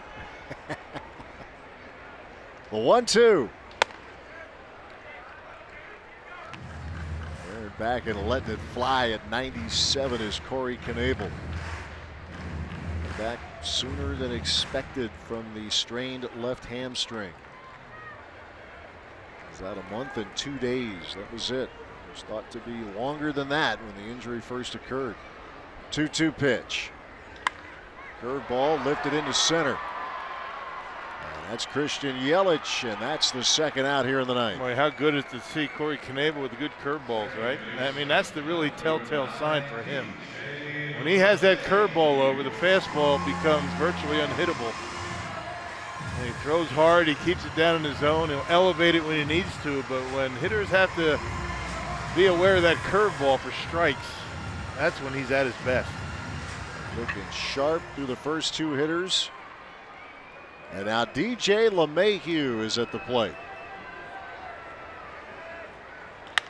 Back up the middle. That's Saladino, and the Brewers take 3 out of 4 here in Colorado.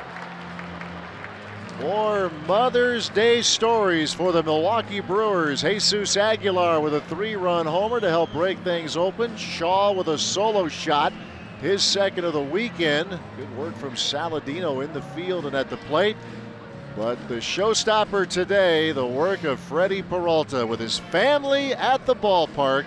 His big league debut is a winning one. It's an electrifying one as the Brewers win it 7-3. Yeah, just a great series. I mean, you're coming in here, the first series of a 3-series road trip, and this is a middle of a long stretch on the road for the Brewers, and they've handled it pretty well so far. 7-3 your final as the Brewers win it here on Mother's Day. Let's send it to Dario Melendez, ready to go with Brewers Live.